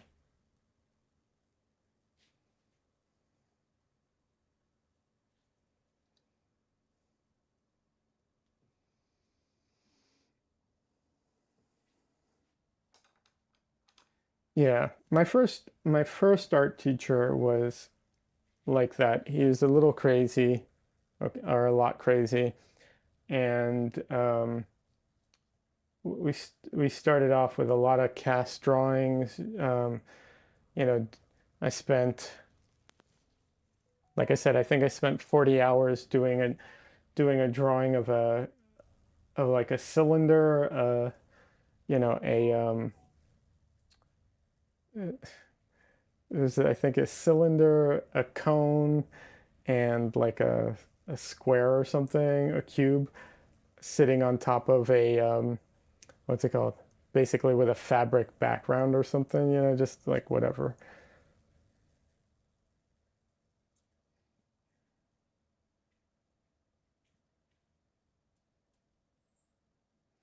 You thought I was still in my Discord from Pinky days, but maybe not. LOL. Um, oh, that's where your name. Okay. Thank you for saying that. You totally reminded me who you are. I'm so bad with names. I was like, you sound so familiar. Um, yeah, I don't know why you would still why you wouldn't be in my Discord. Like, I don't know why it would have kicked you, but maybe I didn't have my Discord active at that point. It's been years. Yeah, maybe I didn't have it up yet or something. Or maybe I don't remember starting a new one, but it's been so long. So yeah. Yeah, for anyone who doesn't know what we're referring to, there was a streamer by the name of Pink Epoxy, really good oil painter, really sweet individual, and a good painter. And she had a really cool community around her streams. And when I first started streaming on Twitch, um, that was the community I first kind of got into. And then from there, branched out and I got to meet and know a lot of the other artists on Twitch, which were really a great community, really friendly and encouraging. And yeah, a lot of those people, and a lot of the streamers don't stream anymore, unfortunately. Some still do, but not everybody. Des says, "Oh yeah, where did she go? Arthur Gain, yeah, Don Lee, etc." Yep, Arthur Gaines, Don Lee. There was also Scrodello. You know, he used to stream, um, and oh, what was her name? Was it One Eye? something. I can't remember her name right now. Um, does Lamo still stream? I don't know if he still streams. Um, Lamo was a, I know he's still around. I just don't know if he streams. He's a good artist. He used to do fantastic sculptures, but I don't know if he still streams those. Um, Toto says, I don't know if anyone does. I mean, some Don Lee still streams.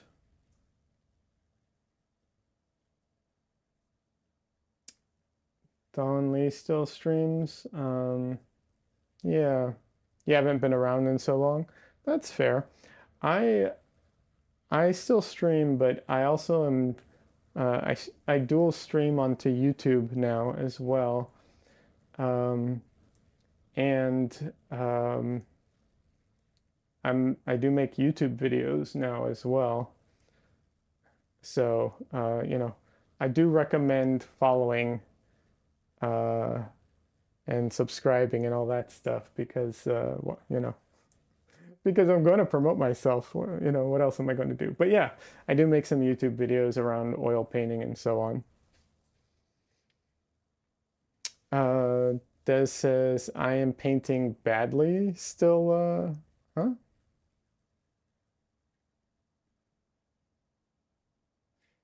Toto says I talk to Cap once or twice a year. Okay. Yeah, yeah. Yeah, no, it's been a while. When It's a shame that that community fell apart. Yeah, it's very strange when people stop streaming and you feel like, it is that what's it called? What's the name for it? Parasocial aspect of it where it's like, oh, my friends just, disappeared on me, right? Oh, what's his name? Still streams. Um, oh my God, I'm going to blank on his name right now. He doesn't paint. He sings. He has a really good voice. He sings and he does story time sometimes. What is his name? I can't believe I'm blanking on his name right now.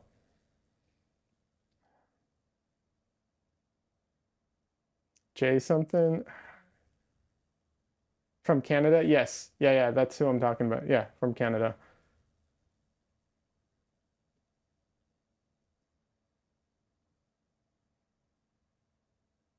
Jomsy, that's it.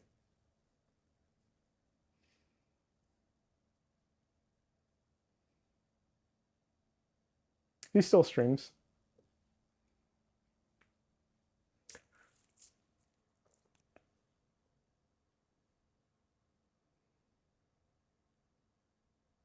By the way, this is to anybody watching and to some dude specifically. I have too many screens up, so if you like or subscribe or do anything like that, I appreciate it.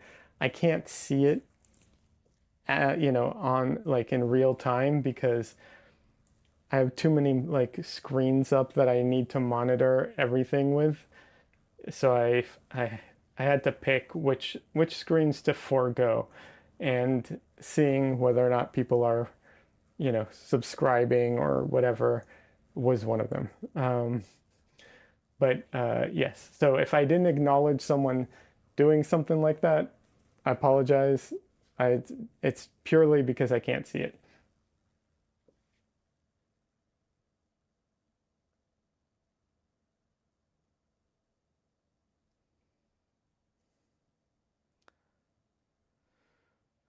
Um,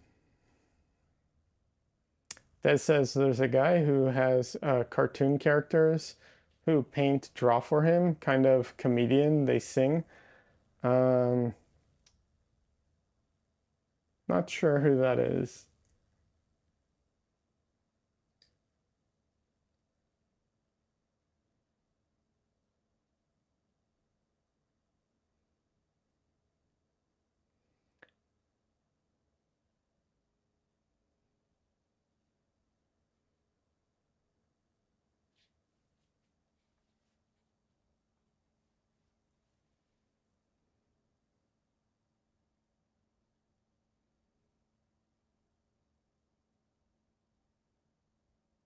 There's a guy who, I don't know if this is who you're talking about. I don't remember his name, but he has he basically has like an avatar for himself, and he uses the avatar to draw, and it looks like the avatar is drawing for him.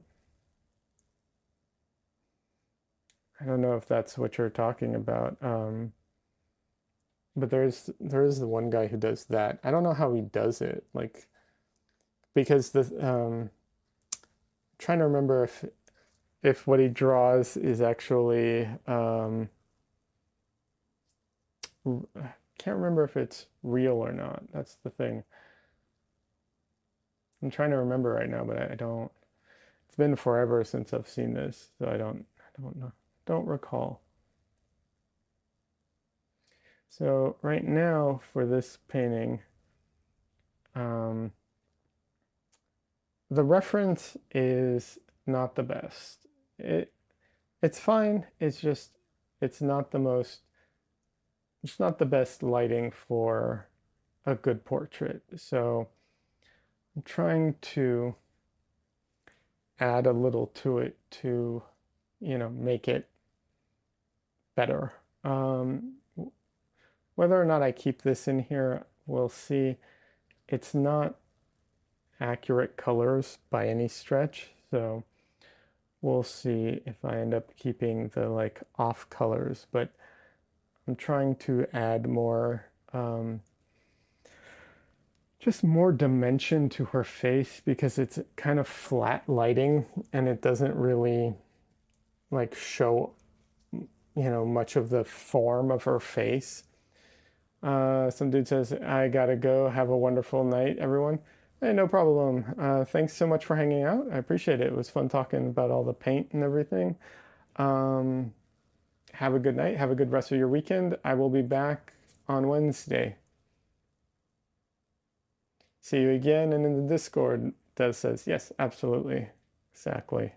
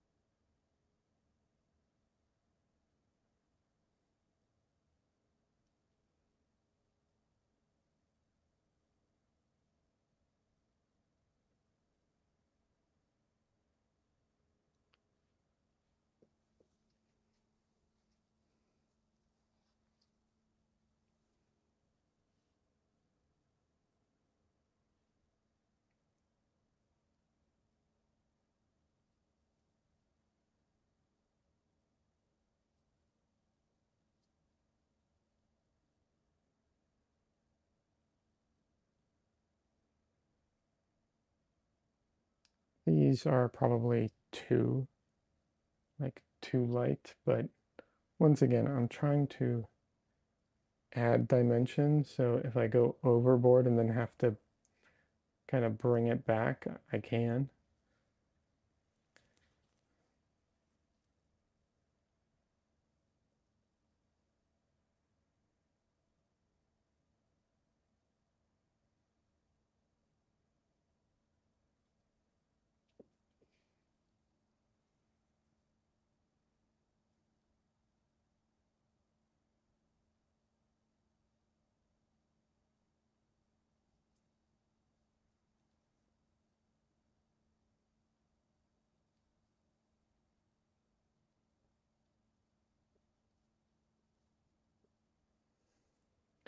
But yeah, Toto, I recently tried the Miracle Medium for most things. I'm really happy with it. And if you travel, it's great because it's it's non-flammable. Um, yeah, it's non-flammable, so you can take it on planes, you know, in your luggage. So we're the people who like fly and go painting in different locations. Very useful.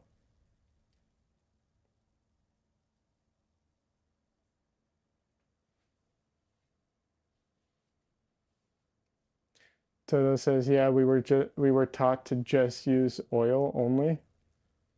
You mean to paint with?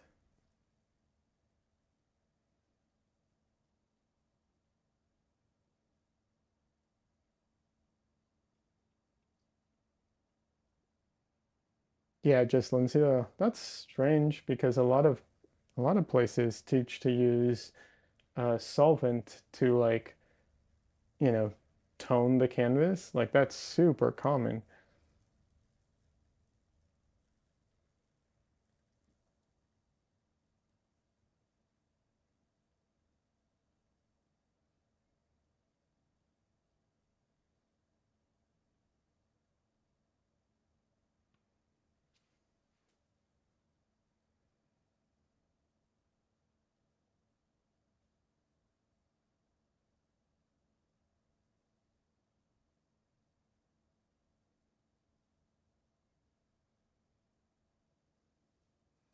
No toning canvases. We value the white LOL. Fair enough, some people do. I don't, but some people do. I also don't tone my canvases, but you know.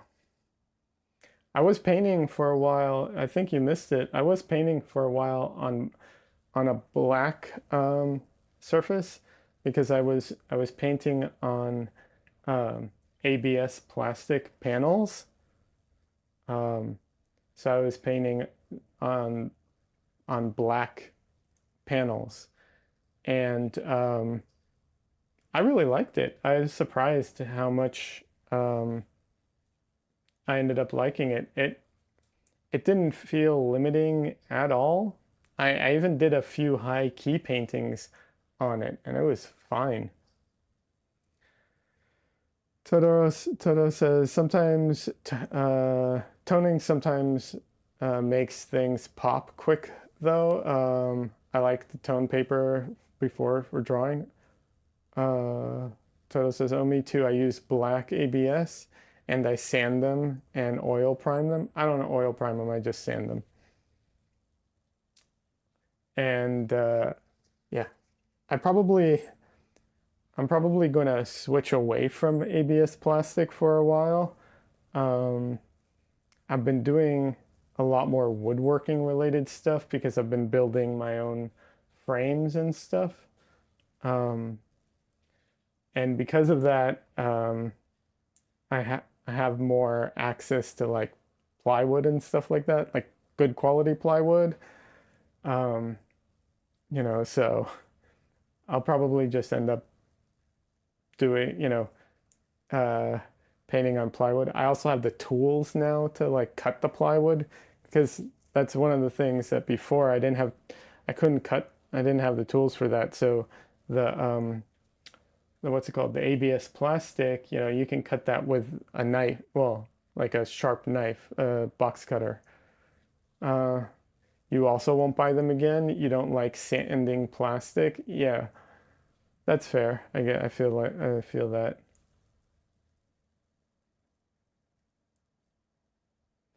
But yeah, now that I can cut, I can cut all my plywood and I have like all that stuff. I'm probably just going to do that.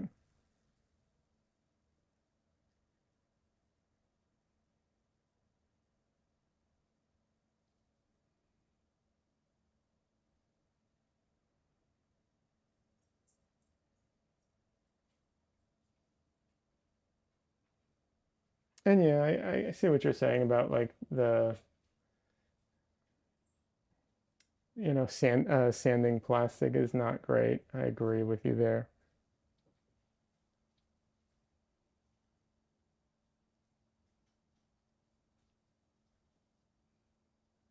But there is some it is a nice surface to paint on once it's saturated. I don't like in the beginning it's too grabby, but once it's saturated, it is a really nice surface to paint on.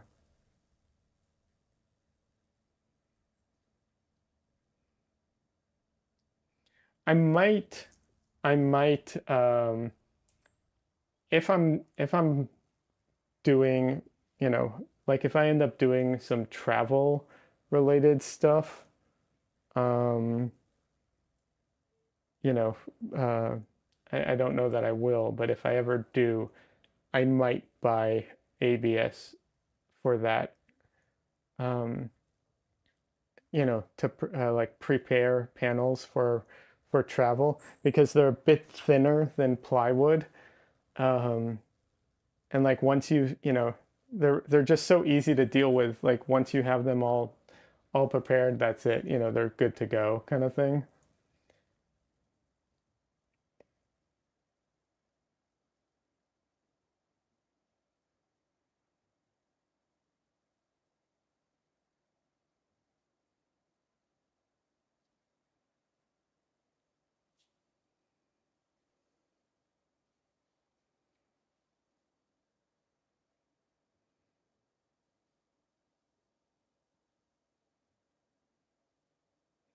Yeah, actually, I need to make a video about this, but I did build my own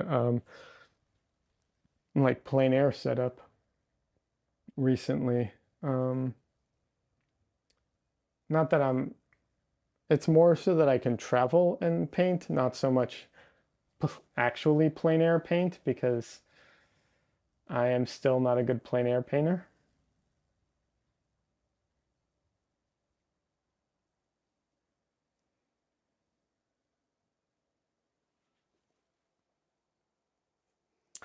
All right.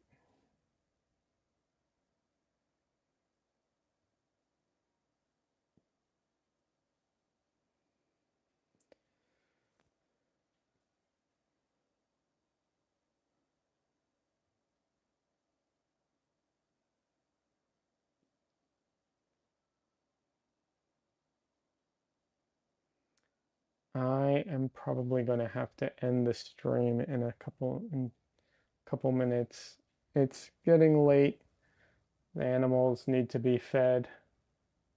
Um, yeah, I tried to stream a little longer than normal because um, the beginning of the stream was such a mess. I had so many technical problems, but I'm going to be calling it a night pretty much in the next couple of minutes. So just wanted to put that out there. Um,